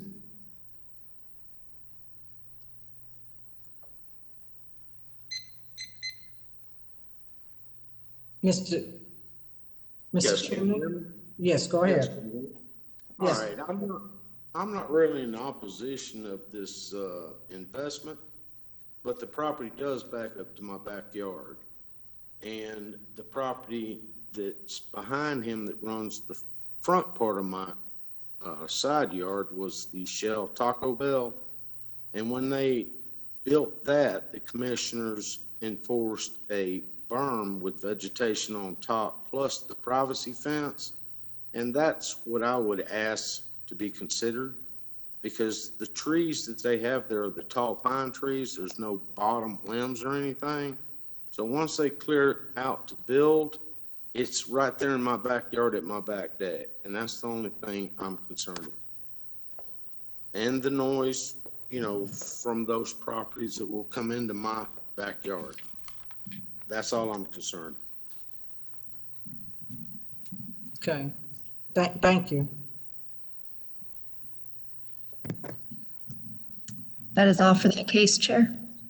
Okay. Terrell, Yes, go ahead, Commissioner Thomas. I don't mind adding to our stipulation to put that berm, as he called it, in the back of that property, because I am aware that his house does sit directly behind there. And as he stated, the trees may not be enough to help with the noise behind his house that could come from this property. And I'd like Stacy to add that as one of the stipulations into the record, that a berm must be built there when construction is done of any type of accepted business. 6 foot high at least. All right, so you want the berm? I said Stacy, I'm sorry. Son. That's okay, that's fine. So you want the berm, you want the fence to sit on top of the berm, or how do you want it to No, look? I think what he's asking for is a berm, and then the fence would probably sit in front of it. So if the berm is at least somewhere between 4 or 5 feet, it doesn't have to be 6 feet, because the fence would be at least 6 feet. That will help with the noise that may come from the area is what he's concerned about. Yes, ma'am. So you have a natural barrier, and then you have the fence in front of that natural barrier. Okay.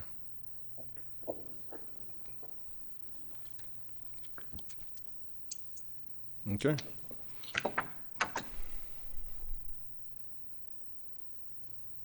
Is that it? Okay. Yeah. All right. So can I get a motion? Motion to approve.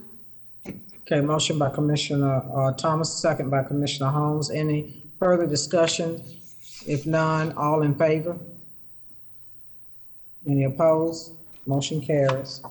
Next public hearing is RZ 20-08, Mandalay Properties of McDonough,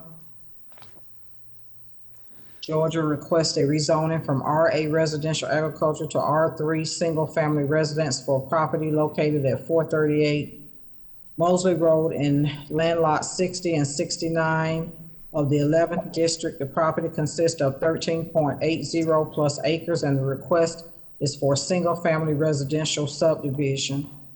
I don't know who's, is Stacy or Toussaint presenting? Yes, ma'am. Stacy Jordan Rudisill. Good evening again, Commissioners. James, thank you for going ahead and starting that. And we can go on to the next slide. So this item before you is located at the intersection of Mosley Road and Mosley Drive. This subject property will be the subject for our next two public hearings. This first one is regarding the rezoning, and the second is regarding the comprehensive plan and specifically the future land use map. The applicant is requesting a rezoning from RA, residential agricultural, to R2S, which is a single-family residential zoning district on sewer. Next slide, please. The applicant had a public hearing before the Zoning Advisory Board on October the 8th of last year. Zoning Advisory Board did recommend denial of the request. On January the 28th, the applicant amended their request, which was originally R3, and now it is R2 on sewer. The applicant is proposing a maximum of 21 lots in this arrangement. Next slide, please. So this location is located in an area that is served by public sewer, and the sewer would require a line extension at the owner's expense. Next slide, please. The future land use map shows that the subject property is within an area designated for rural and residential, and that corresponding color is that sage green color in which the subject property is located. You can see that this area of rural and residential is very, it's not compact, but it is prevalent in this area. Next slide, please. Staff has evaluated the applicant's request. We have considered the future land use map designation. We've considered the character of the area, which is very much a rural feel. We've considered the fact that most of the area in the immediate vicinity of the subject property is not developed. We have considered the fact that a sewer is available to the subject property, but that no previous request, except for the school, has taken advantage of this sewer line, and so this would be the first. And as such, it is rather out of character with the existing character of this area. Next slide, please. So staff's recommendation is for denial, and the Zoning Advisory Board agreed, and the Zoning Advisory Board recommends denial of the applicant's request. I'd be pleased to answer questions. Thank you, Stacy. Are there any questions? No questions? This is a public hearing. Stephanie, do we have any people, any persons that want to speak in favor or in opposition? Yes, speaking on behalf of the applicant is Royce Grant, and there is one speaker signed up in opposition, Mark Cummings. Okay, James thank you. can move Mr. Grant over.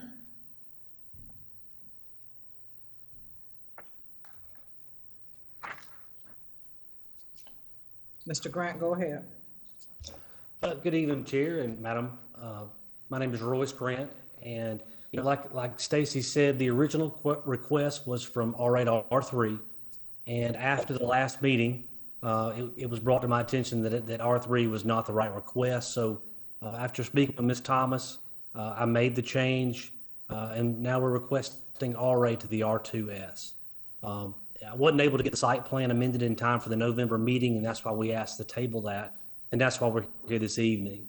The property does have sewer access, and per Henry County and the state of Georgia regulations, we are within the 2,000 square feet or 2,000 feet of the sewer line. And so any development on this property will be forced to utilize sewer. It's not optional. This is by force. We'd be forced to. The gravity flow sewer line has already been checked by Falcon Engineering and approved. The tie-in has also been checked by Falcon. That's been approved, as well as the site distance for the street location. And those all have been approved. the site plan that you had, we were seeking 21 lots. And after speaking with Ms. Thomas again last week, I've backed that down to a maximum of 20 lots. And we would turn one lot into the amenity lot. I'll discuss that in a few moments. So we're looking for 20 lots total. The minimum lot size for the R2S is 22,000 square foot, and the minimum lot width is 115 foot width. I understand that lot size is a concern here, but I think we always also have to concern with what's constructed on the lot. And, under the current RA regulations, somebody could build, I think the current code for RA is 1,700 square foot, no facade control. You could do seed and straw yards and flag lots and things like that. And even worse than that, you could probably have somebody like a REIT that would come in and build homes that could possibly rent them. And so that's why we're proposing a quality neighborhood, a quality community.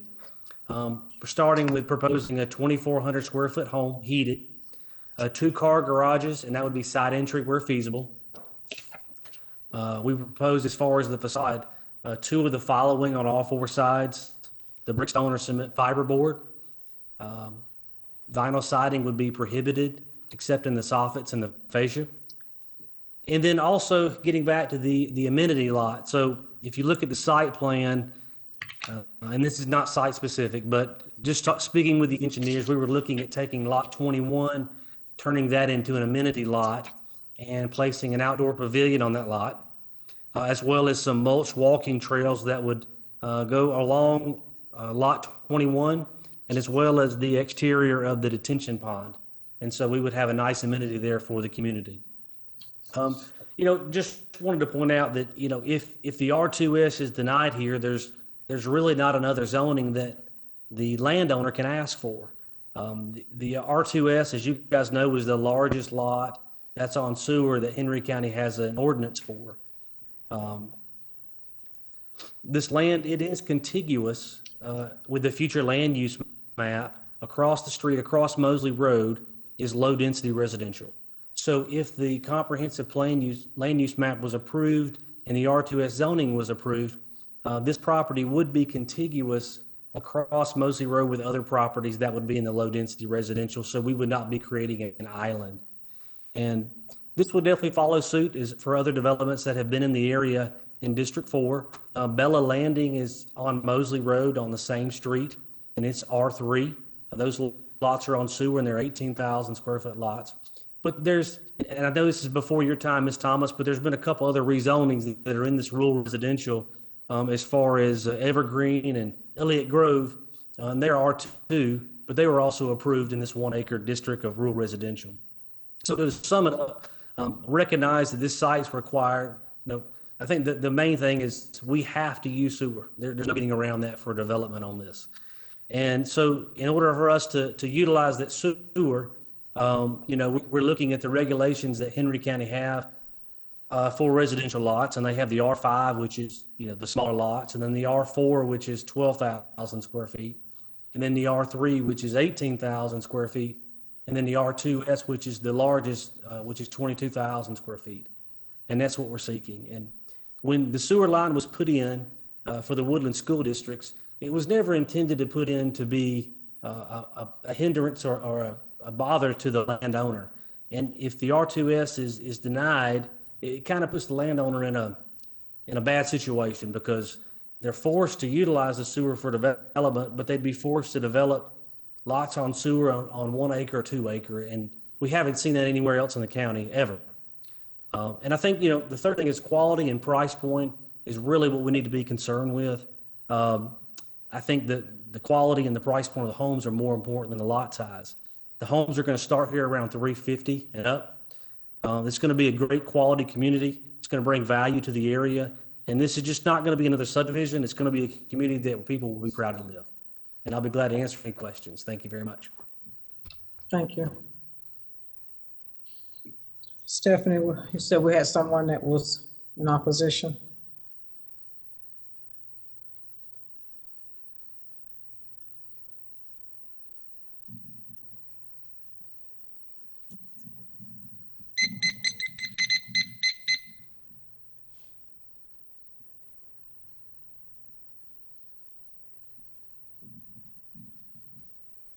Mr. Cummings, go ahead. Okay, thank you, Madam Chair and Board of Commissioners. Pardon the striking of the clock in the background. We're in the late hour of the night, but again, thank you for your time and the opportunity to speak. This is my first time to reach out to the Commission to ask for help and understanding of the importance and the sincere concern of the application request. You know, the community, we recently came together in the Planning and Zoning Board meeting last fall. We had overwhelming support in opposing this rezoning application. As mentioned, the Planning and Zoning Board voted and recommended a denial, citing it's out of character for the area. We as a community, we totally agree, and we was pleased that the board recognized the importance of how this area is settled and well established as an RA zone.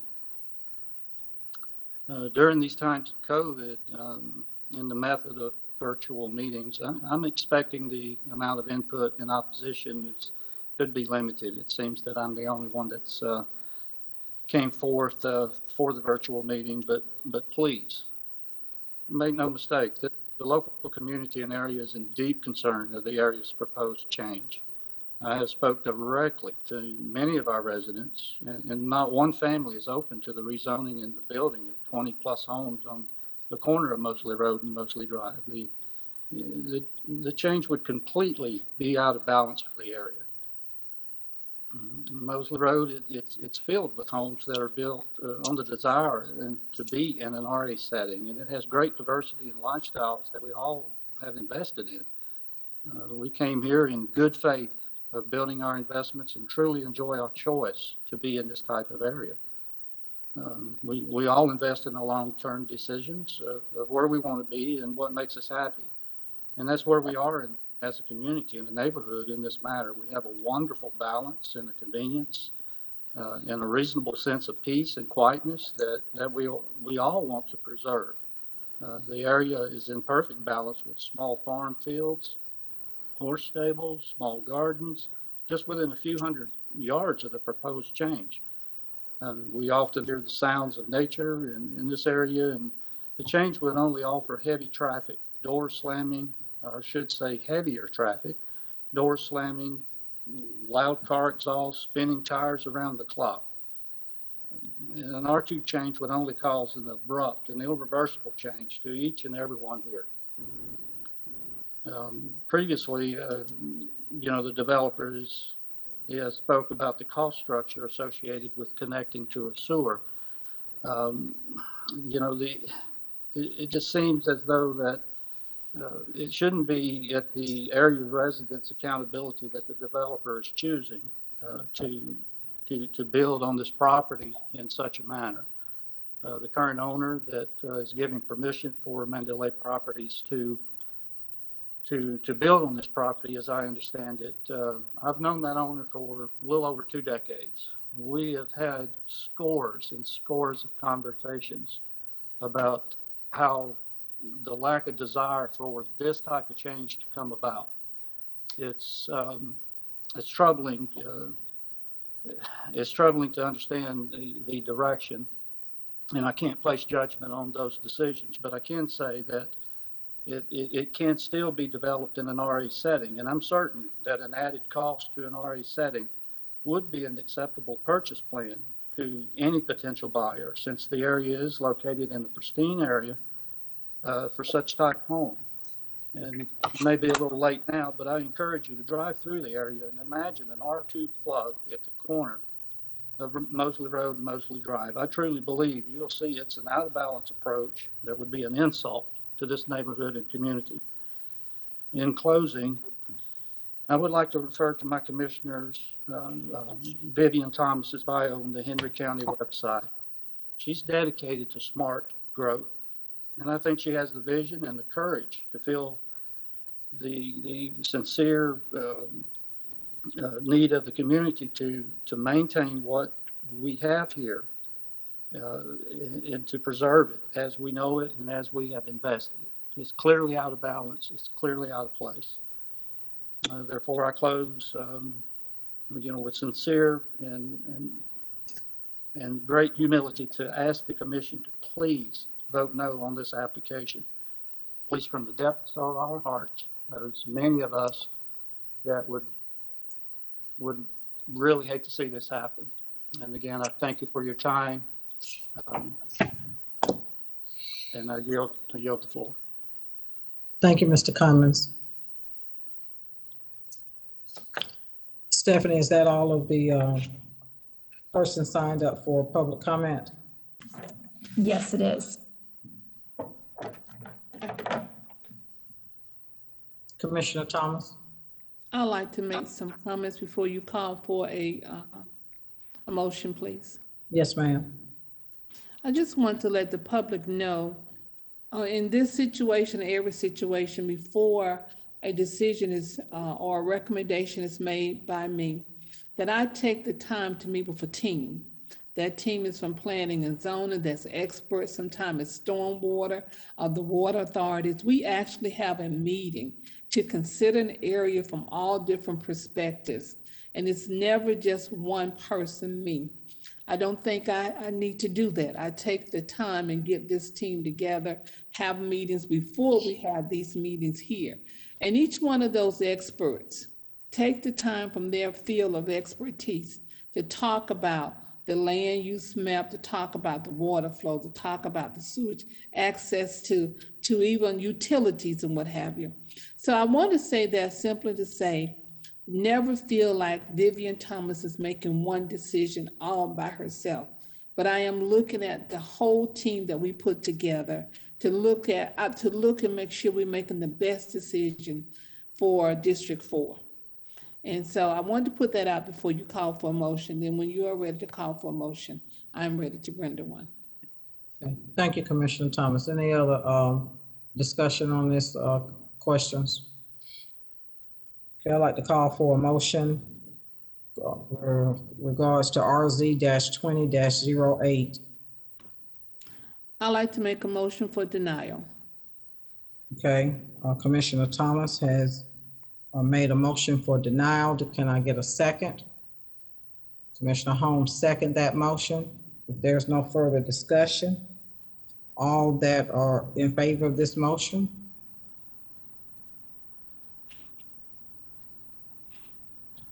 Any opposed? Motion carries. Denial for the rezoning. Thank you. The next item on the agenda is 20-04 with regards to changing the future land use designation from rural residential to low density residential. This is a public hearing. Stephanie, do we have anyone signed up for this? Or The same two people are signed up, Mr. Royce Grant to present and Mark Cummings to oppose. Madam Chair, yes. Can I have ask the question of the county attorney? Yes. Patrick, since we denied the last item, do we have to move forward with this item? Or does that cancel this item out? No, unfortunately, there is still a request and our ordinance requires the board to act on that request.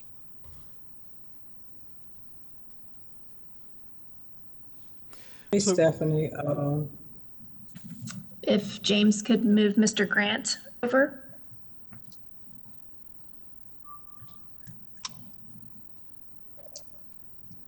Go ahead, Mr. Grant. Yeah, I'm still here to, I guess, look for the change in the comp use plan for the same property that we spoke about in the previous meeting. As you notice it in the land use map, the property is across the street from low density residential. So it is contiguous with property that's in low density residential.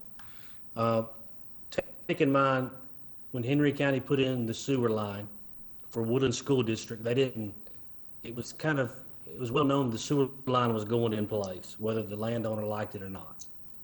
And so now that the zoning has been denied, the sewer line is in place.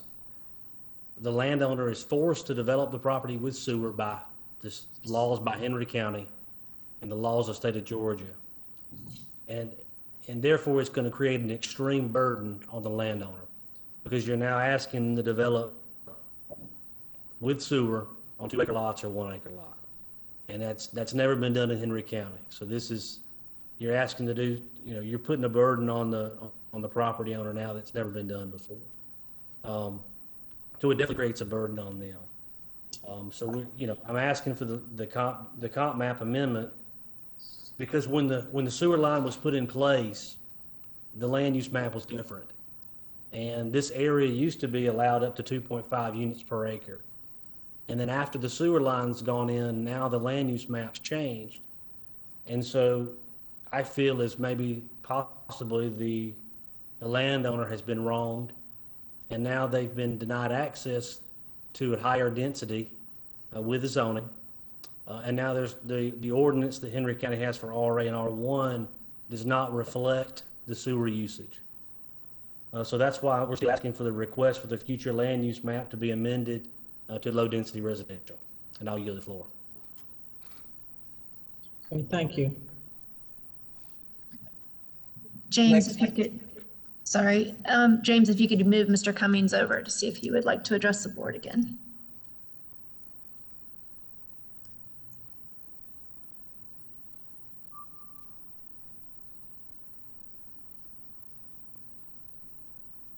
Well, again, Madam Chair and the board, thank you again for another opportunity.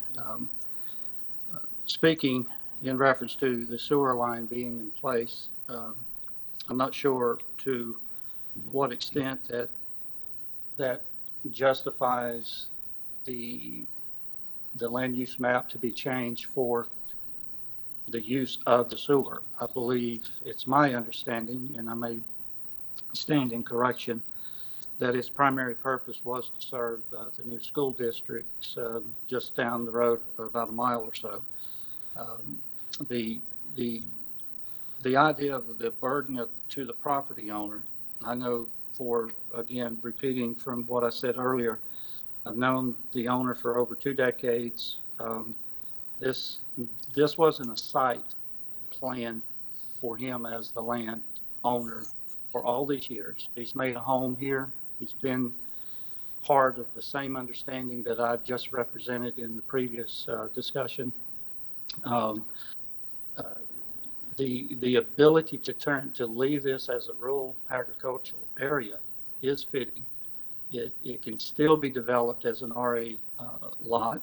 The cost structure may be associated with a burden, but at the same time, I spoke with numerous people in the community that has made offers on this property to keep it as such as a normal development, to put homes on, RA homes under the guidelines of such, as well as using it for livestock.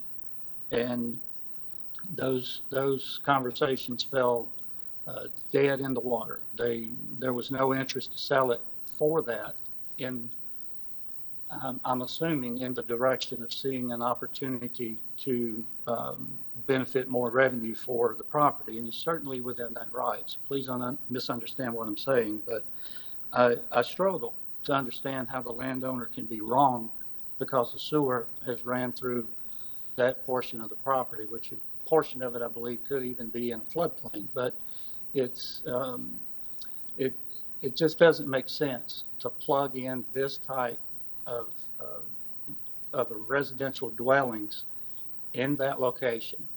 Again, if you could just see the corner of Mosley Road and Mosley Drive, it's an oxymoron to think that this is a good fit. And I would ask that no amendment would pass to change the future land use map. Thank you.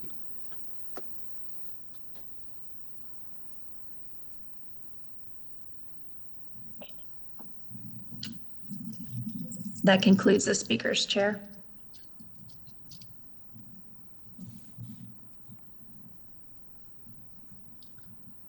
You're muted. Sorry about that. I'd like to call for a motion on this item 20-04. Motion to deny.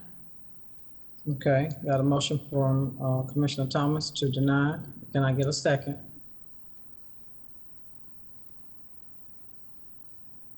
Can I get, okay, Commissioner Clemens, second. Is there any discussion? Hearing none. All in favor of Commissioner Thomas's motion, raise your hand. Opposed, motion carries. Thank you. Okay. Next item on the agenda is the annexation evaluation report, City of McDonough annexation. Yes, ma'am. Chair, I believe we do have a presentation. So we're looking at 161 acres on Turner Church Road.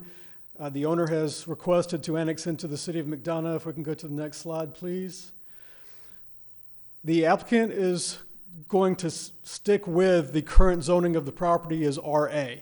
Therefore, there doesn't appear to be grounds for the county to object based upon the land use. There's the next slide, please.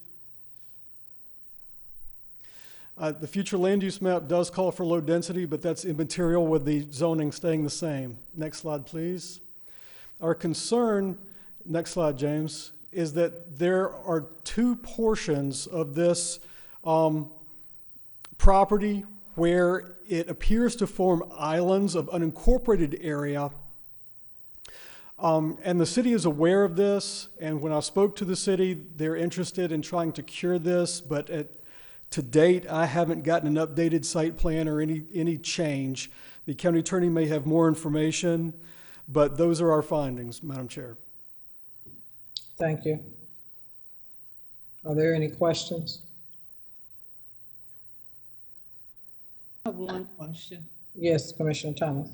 What bearing does this annexation have upon our service delivery agreement that we just recently put in place?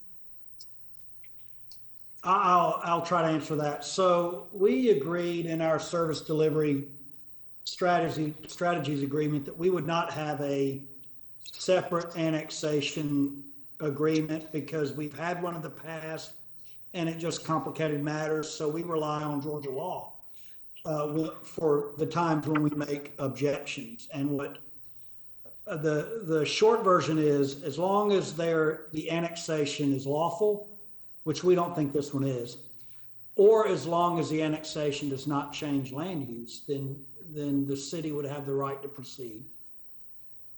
Now, obviously, once the property becomes part of the city would be responsible for servicing it with all of the services that we provided for cities to provide. So for McDonough, they would provide police services.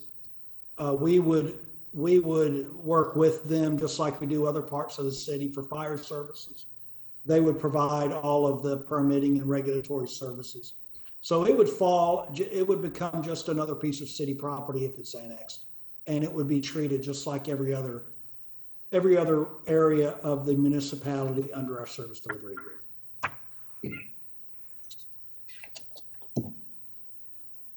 Any additional questions?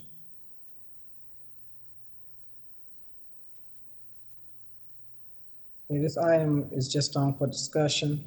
Next item is the county manager. T-Splosh in the Aquatic Center. Well, county manager comments. And then under that, we have T-Splosh and Aquatic Center, Tucson and Jonathan. Will you all come forward? Yes, good evening, Chair and board members. This is a standing item that's going to be on all of our agendas moving forward because these are two critical items that the board has asked for updates on. If the board will recall, at the last board meeting, you all did approve a resolution authorizing staff to proceed with the Bridges at Jodeco location for the Aquatic Center. As part of the resolution, which was approved by the board, one of the things that you all asked is that we work with the cities of Stockbridge specifically on the development of an intergovernmental agreement. So immediately following that meeting last week, myself, Patrick Jockstetter, our county attorney, and Jonathan Penn, our cluster leader, for Leisure and Public Services did have a virtual meeting with Mr. Randy Knight, City Attorney for City of Stockbridge, and their legal counsel. And we outlined all of the items that were identified as priority issues to be included in an IGA with the City of Stockbridge. Mr. Knight appeared to be very engaged in the conversation and understood that what the items were specifically, what the board had outlined. And I don't have the list in front of me, but a number of the items were specifically making sure that the county had some conversation with the city regarding other property development or other properties that were going to be developed surrounding the aquatic center. But also the board had requested that some waivers be granted in terms of permitting, licensing, and just the overall plan review for the aquatic center. Mr. Knight indicated that they being his counsel, was scheduled to have a retreat this week in which he would be sharing the information. And we left the meeting with myself and Mr. Jockstetter both agreeing that Patrick would draft up a first stint at an IGA and then provide that back to their legal counsel for review. One of the things that we all agreed on is that it was most important for us to come to a resolution and to get this handled as quickly as possible so that we could proceed accordingly with the aquatic center. So I am hopeful that Mr. Knight had an opportunity to present to his mayor and council during their retreat this week the information that we shared based on the comments and based on the resolution which was approved during the last board meeting, and I will be able to provide some updates to the board at our next board meeting. Additionally, I did reach out to the property owner regarding the property to be donated, and I do have a meeting scheduled with him on March the 22nd. And so I should be able to provide some details regarding that conversation once I have that meeting. I did make the property owner aware that it was imperative that we are to have that property donated over to the county within 60 days of the date in which you all executed the resolution.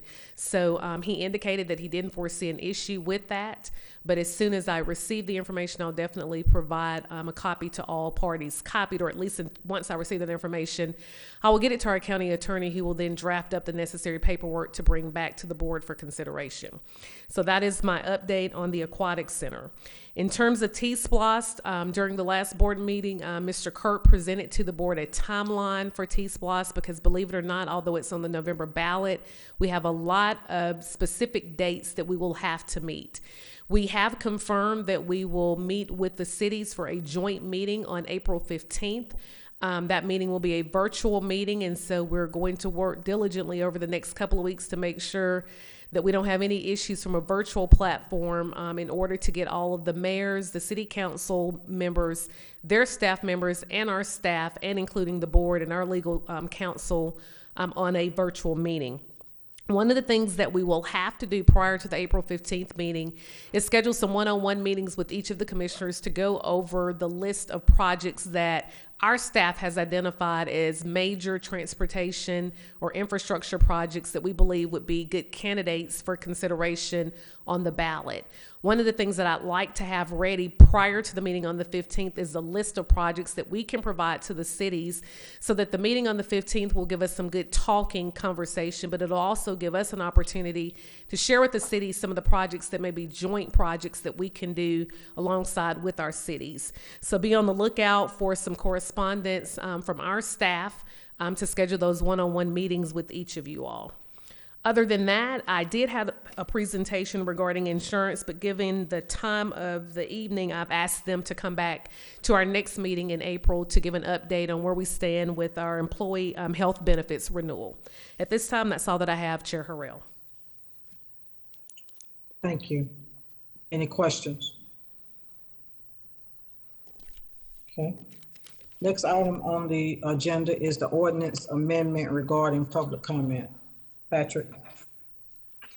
Good evening, and as Sherry mentioned, it is late, so I will try to get through this as quickly as I can and still give you the information you need to know to make a decision. As you are aware, our current public participation ordinance provides for members of the public to appear at any regular board meeting, at which time if they sign up immediately before the board meeting, they can speak for up to 5 minutes on any matter related to county business.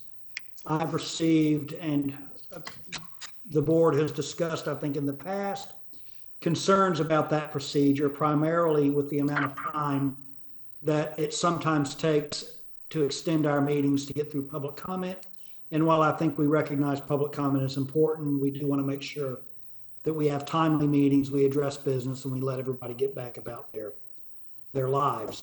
The ordinance amendment presented to you tonight for consideration will do really four things. Number one, it would reduce the amount of time each speaker has to speak from 5 minutes to 3 minutes. So rather than 5 minutes to speak, each individual speaking will have up to 3 minutes to speak. The next thing it will do is limit the topics to be addressed to matters appearing on the current agenda of the Board of Commissioners and matters appearing on the most recent previous meeting of the Board of Commissioners. So those would be the only matters that would be addressed during public comment. The last thing it does is adjusts the sign-up schedule, and that is to accommodate our virtual meetings and then to carry it over to our regular meetings when the day comes that we can meet in person again. So rather than signing up immediately before the board meeting, the new ordinance would require speakers to sign up no later than 12 o'clock noon on the day prior to a board meeting. That would give us the opportunity to plan ahead how many speakers we will have. So those are the three primary changes. There's a couple of omissions from the ordinance likewise that sort of take into account those primary changes. So that's the resolution presented for you tonight. If adopted, it'll go into effect immediately, and I'm happy to answer any questions or address any concerns you may have. Okay, thank you, Patrick. Are there any questions? Can I get a motion from the board to approve the ordinance amendment? I'm sure I had a question. Oh, I'm sorry. Go ahead, Commissioner Holmes. Yeah, I just wanted to see if I can do a temperature check on if the board is ready to come back to live meetings. I think the COVID numbers are down. There are a number of vaccines that have been released. People are getting vaccinated, so it's probably time for us to start back regular meetings in person. Okay, thank you for your comment, Commissioner Holmes. Commissioner Wilson.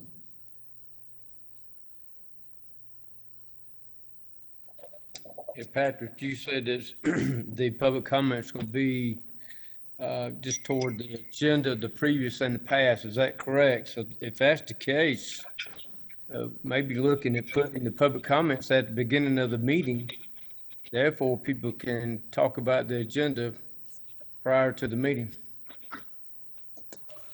The ordinance as is written is silent as to when during the meeting public comment is heard. I believe, I'm double checking right now.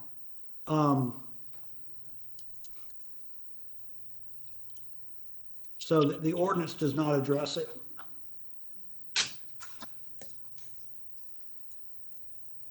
And that would, I think, it would be up to the chair at this point to set. If he sets the agenda, it would be up to the chair to determine where on the agenda public comment goes. Okay, so can we get a motion with regards to the amendment of the ordinance? Move to approve. Okay, got a motion from Commissioner Clemens, second from Commissioner Holmes. Is there any further discussion? Having none, all in favor? Opposed? Commissioner Wilson is opposed.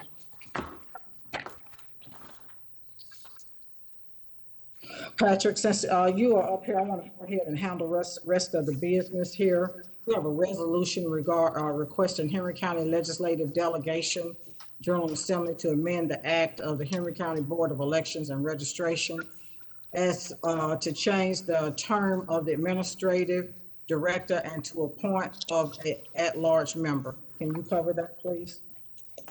Certainly, Madam Chair. This request comes to you from your Board of Elections. As presently constituted, the Henry County Board of Elections is made up of 5 members.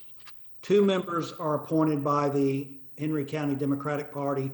2 members are appointed by the Henry County Republican Party. The 5th member is what is referred to as the member at large, and as you are all aware, that member at large is appointed by the Board of Commissioners.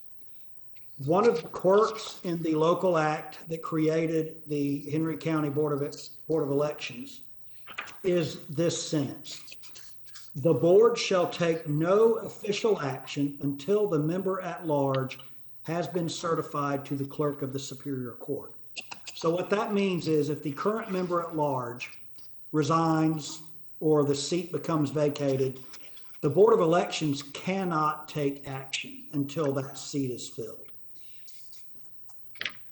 That is a little bit concerning, I think, to all of us, because if there's a delay in the Board of Commissioners meeting to fill that position, or if there's disagreement among the Board of Commissioners as to who should fill that position, the role and the duties of the Board of Elections come to a complete dead stop. And that's just not an acceptable outcome, because the Board of Elections needs to act at times when it needs to act. So the Board of Elections has requested that the legislative delegation amend the local act to remove that provision. The other request made is with respect to the director of the Board of Elections. The Board of Elections has an administrative director whose term is currently 2 years. The Board of Elections has asked the legislative delegation, and would like your support as well, to extend that term from 2 years to 4 years. That would allow the incumbent director to gain greater experience and avoid the need to refill that position on a recurring basis. So those 2 requests are before you tonight. If approved, this resolution would be transmitted to the local legislative delegation with the request that they present and pursue these legislative changes. I will tell you that with the minimum amount of time, with roughly 2 weeks left in the legislative term, it may not be feasible for it to happen this term. In fact, most of the local legislation adopted since early March has really crawled slowly because they're dealing with elections issues and voting rights issues and things like that. But that's the request presented to you tonight. Thank you, Patrick. Is there any questions regarding the legislation?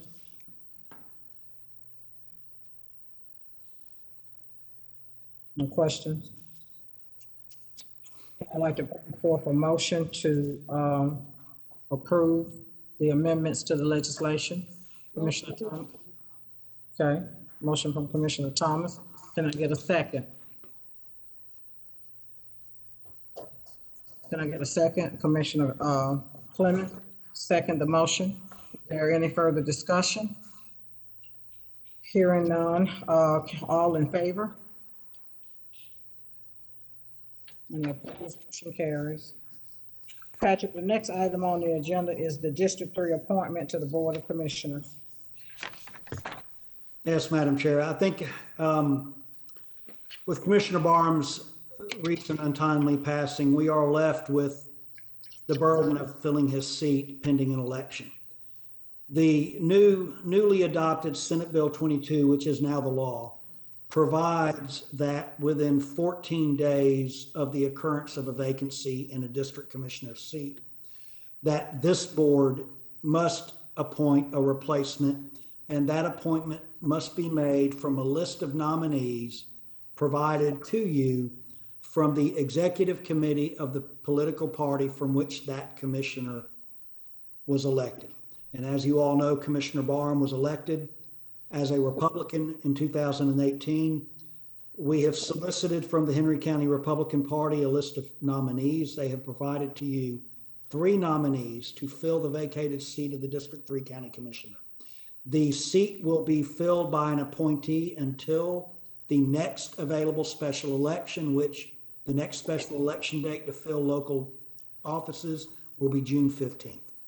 The nominees that you are provided with are Greg Cannon, Robert Hudgens, and Terrell Tyson. I've provided to each of you by email this afternoon biographical information, professional histories that were provided to us by those three nominees. And it is up to you at this point to appoint one of those three members or one of those three nominees to join you as the District 3 Commissioner and to serve until a successor is elected by the voters on June 15th of this year.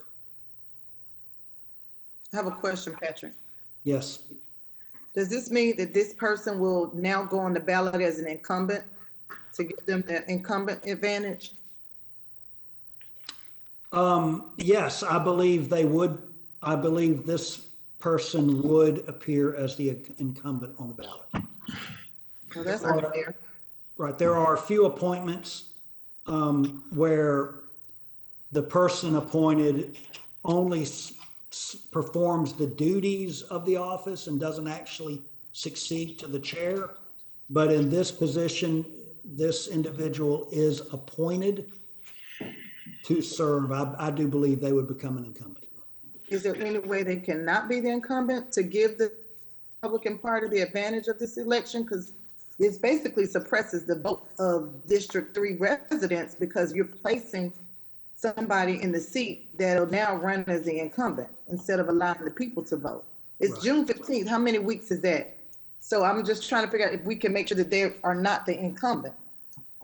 I remember this happening with District 2 seat when I got ready to run, but we didn't allow it to happen. The board just elected not to put anybody in the seat because it was so close to the election. Right. Well, I think there's one big difference, and that big difference is Senate Bill 22 has this language. No later than 14 days after the occurrence of a vacancy, a qualified successor from the district shall be appointed by the remaining members of the board. So I think that there was no similar language in the old law that had a time limit. So you are now under a mandate by Georgia law to make an appointment. And today is the 14th day, which is unfortunate that the timing worked out the way it did. I don't know that you have an option at this point. Now, whether or not this person would appear as an incumbent, I've not given that any thought. I believe my first impression is that they would. That decision ultimately, I think, would be made by either the Board of Elections, or if status as an incumbent is challenged, someone would challenge it, and that decision ultimately would be made by the court. This board doesn't get to decide how someone appears on a ballot. I guess that's the point I'm making. So, Commissioner Holmes. Yeah, Patrick, without the SB 22, what will be the process in this situation? In the absence of Senate Bill 22, the seat would remain vacant until the election in June. June 15th. Until the election in June.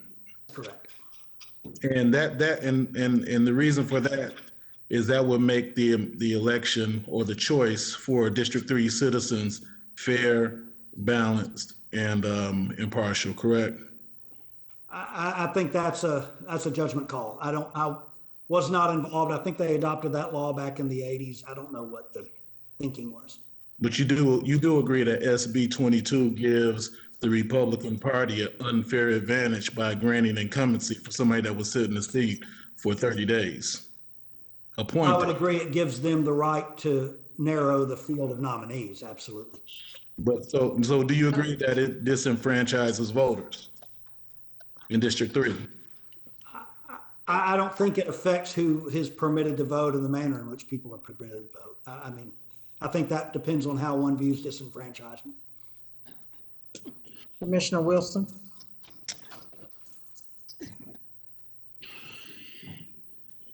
Okay, can you hear me? Yes. So Commissioner Holmes, it would be the same thing if there's a seat open for Democrats. You'd have the same thing. You would appoint somebody for 90 days, then the Democrat candidate would have the same advantage. They'd be called an incumbent. So you don't think that's the case? No, You no, think I it's think, just for Republicans? I think it's written for both sides. okay, Commissioner Wilson, I think if it was the other way around, we wouldn't have SB 22. I think it's Republican legislation ran by Democrats at the state level that helped the Republicans pull this through to give Republicans an advantage. That's what I think in my heart. And that's how the bill reads. I don't remember it saying anything about written for Republicans. I think it says for either party. Okay, Commissioner Thomas. My biggest concern is that I got this email at 5:30 today, 5:26 today. We know nothing about these individuals. 5:30, 4:30 for another one.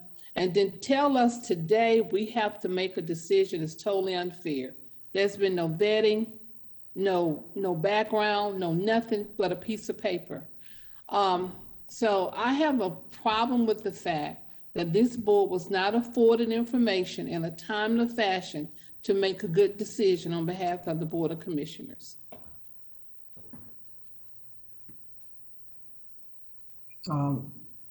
Patrick? I have a question too, Madam Chair. Okay, go ahead, Commissioner Clemens. Can someone be truthful and let us know how soon was these names presented to the county and who knew before today? And how soon did they know? The email I sent out gave you the date the nominees were named. I'm gonna pull it up. I forwarded to you the biographical information as it was received. So I didn't get the biographical information in advance. Not the biographical information. I want to know these names. Who in this county, who on the board, and who works for the county that had been made aware of these names by the Republican parties before today, because I got them today. So I want to know who knew before today that the rest of the board, hey, y'all take a look. We got to make a vote. And that's the point of us being able to be engaged. So I don't know. I want to know who knew. And what day did they find out? Bear with me one moment, I will tell you. I will tell you what I knew. Yeah. I received the letter from the Republican Party on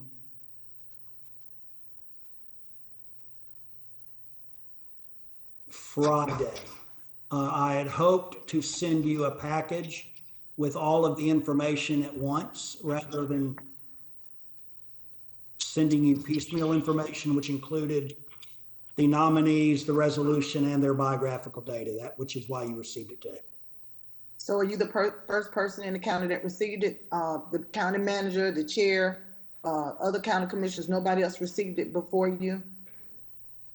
Is that what we're saying? Because we do public records, but I'm just asking. I don't know who else received it other than I do know it was provided to me by the chair. But other than that, I have no idea who might have gotten it. It was provided by who? It was provided to me from the chair. Okay. And I don't know if you all can hear me. Tech Services, can you unmute my mic, please? Commissioner Clemens, the county manager did not receive the list at all. So I just want to put that in the record that the list did not come to me from anyone. Thank you. But the list was submitted last Friday. It was, when I received the list, I forwarded to Patrick because I wanted to remove myself from any thing. The Republican Party emailed it, the Republican chair emailed it to me, and I forwarded it to Patrick, so I could be removed. Chair Hoy? Yes, Commissioner Thomas. I do not believe that the fact that the Republican Party did not do their due diligence in time warrants us to make a speedy decision that we know nothing about these individuals. And I see no reason why this should be on the agenda tonight. We simply have not been afforded the information in a timely fashion to make a good decision on behalf of the county. Well, it is on the agenda, And Patrick, legally, what is our position or stance? Well, the law calls for the vacancy to be filled within 14 days. Now, that time limit is one of the time limits in the law that are referred to as merely directory time limit, which means that there's no consequence. And in the law, there is no consequence for the failure to meet that deadline, which means you would not be prohibited from making an appointment after the 14th day. Now, whether someone seeks to compel some action on part of this board, I don't know. But there's a lot of deadlines imposed upon counties and governments. And the law says when a deadline is imposed upon a government, unless that deadline spells out consequences, there's no prohibition on you acting later. Patrick, Chair. Yes, Commissioner Holmes. I don't believe any law can tell us to vote yes. We were elected to vote our conscience. That may be yes sometimes, it may be no sometimes, but no law should be able to direct a public official who was elected by the will of the people to vote yes on something they don't believe in. Commissioner Wilson. Thank you, Madam Chair. I'd like to make a motion, please. I'd like to make a motion for the board to choose one of the three candidates tonight. Madam Chair? Commissioner Clemens. Commissioner Clemens, go Appears that ahead. maybe, it appears that Commissioner Wilson and you were aware as of last Friday. So if you all can give us a report on the names, if you did any research on the names, who they are, what they do.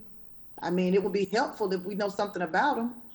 Commissioner Clemens, let's get something very clear. As soon as I received the list, I sent it to Patrick. I have removed myself from this. We all received the information on each of the persons that's listed on this list. I received it just as you received it. So Madam Chair. I don't know, I am talking. I do not know anything about any of these persons that's on this list, and I'm recusing myself from voting. So it is up to this. I mean, so we have a motion on the floor. I have a question. Yes. It just seems unlikely if this was coming to the board for a vote and a member of this board received a list of candidates that we're supposed to vote on, that somebody would forward the list to somebody else without reviewing and looking at the names on the list. I didn't say I did not see the names on the list, Commissioner Holmes. What I said is when I received the email, I sent it to our county attorney.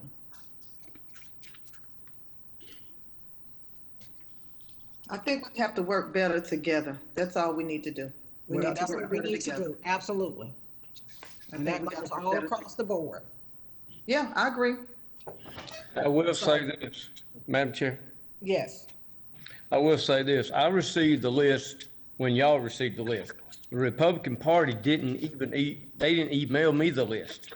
So when Patrick emailed it to all of us, and you can, Commissioner Holmes, you smile all you want to, but when Patrick mailed it to you three, you four, I got it at the same time. And these resumes, I got at the same time you did. Now, and you sit there and smile all you want to. Thank you, Johnny. Johnny, you just made a motion to pick one of the three candidates. So are you prepared to pick one of the three candidates? Because you had the list, you reviewed the list, or you know everybody on the list? I don't know anybody except Mr. Cannon, which owns the funeral home, but I know of him. But do I know him? Is he a personal friend? Absolutely not. But the other two guys, I've never met them in person. Absolutely not. Madam Chair. But y'all can pick any three you want to. I'll be good with it. I don't care. Madam Chair. Yes. In my book, the resolution has already selected Mr. Cannon. I don't know who else book has that, but I have a resolution in my book with making Mr. Cannon the representative. Does anybody else have that in their book besides me? No. I think I saw it in my book. I do as well. He's the only one that has a resolution with the material. The resolution has already been selected from Mr. Cannon in the book. The resolution. That's weird that the three. That's weird. That's weird that the three Democrats have that in their book. Well, the resolution that was distributed did not have any individual's name in the blanks to fill out.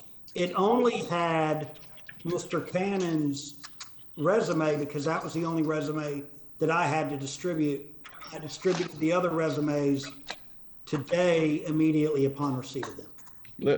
Let's just call for a vote. Maybe the chair or Johnny can call for a vote on the candidate that they've chosen. Because this whole thing is a farce and I'm ready to move on, get some sleep tonight. So let's one of you guys just call for the vote since you guys have received the list and reviewed the list.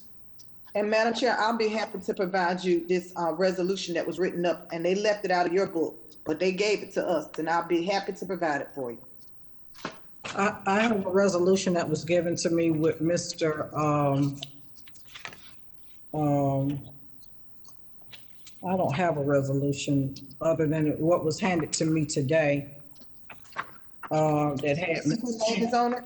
It had Mr. Cannon's resume attached to it, as well as the other two.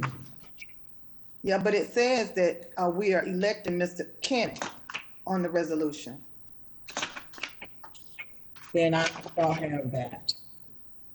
Okay, I'll provide it to you. I don't have that. And I don't know where that one came from. The one that I distributed to all of you by email had blanks on who was to be selected. Yeah, the one I have has all three names.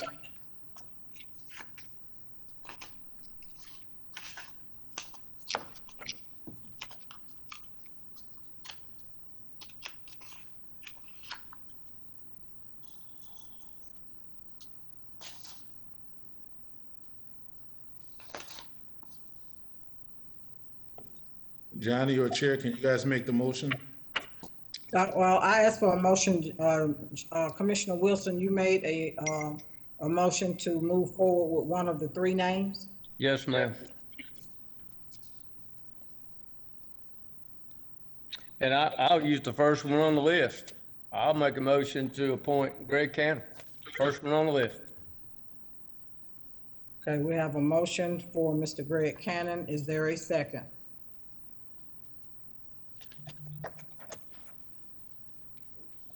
Okay. There is Robert Hudgens. You made a motion, Johnny, for Robert Hudgens? You're gonna call for a motion to the motion? Okay. It ain't a motion. It failed. Okay, Robert Hudgens. Yes, ma'am. I'll go with the number 2 on the list, Mr. Robert Hudgens. Can I get a second? Okay. That failed. Next. And I'll make a motion for the third one on the list, Mr. Terrell Tyson. Okay, so can we get a second for Mr. Tyson? Okay. That motion failed as well. Patrick, where do we go from here? Well, that's all you can do. If all the motions have failed, those are the only choices. That's the range of choices you have to make the appointment from. Okay. And there is no appointment tonight. Okay, all right, thank you. I think the last thing on the agenda is public comment. Stephanie, do we have anyone that's on the line for public comment? We have one person that signed up, Sarita Dyer. James, is she in the waiting room? And she would have 3 minutes? Correct.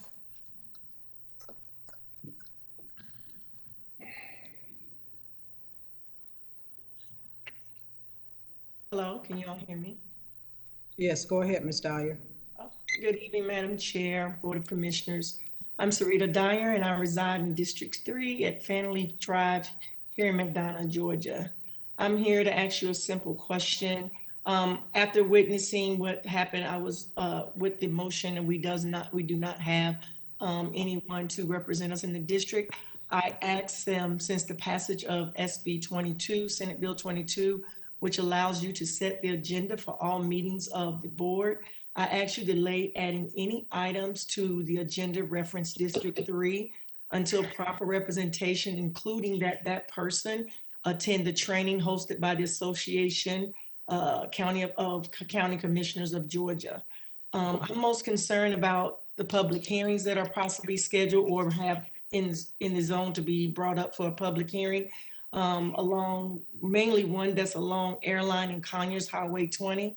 I rhetorically asked who's at the table for discussion for the residents of District 3 to ensure quality development, roads and sidewalks are included, and what strain on our schools in the area it will create.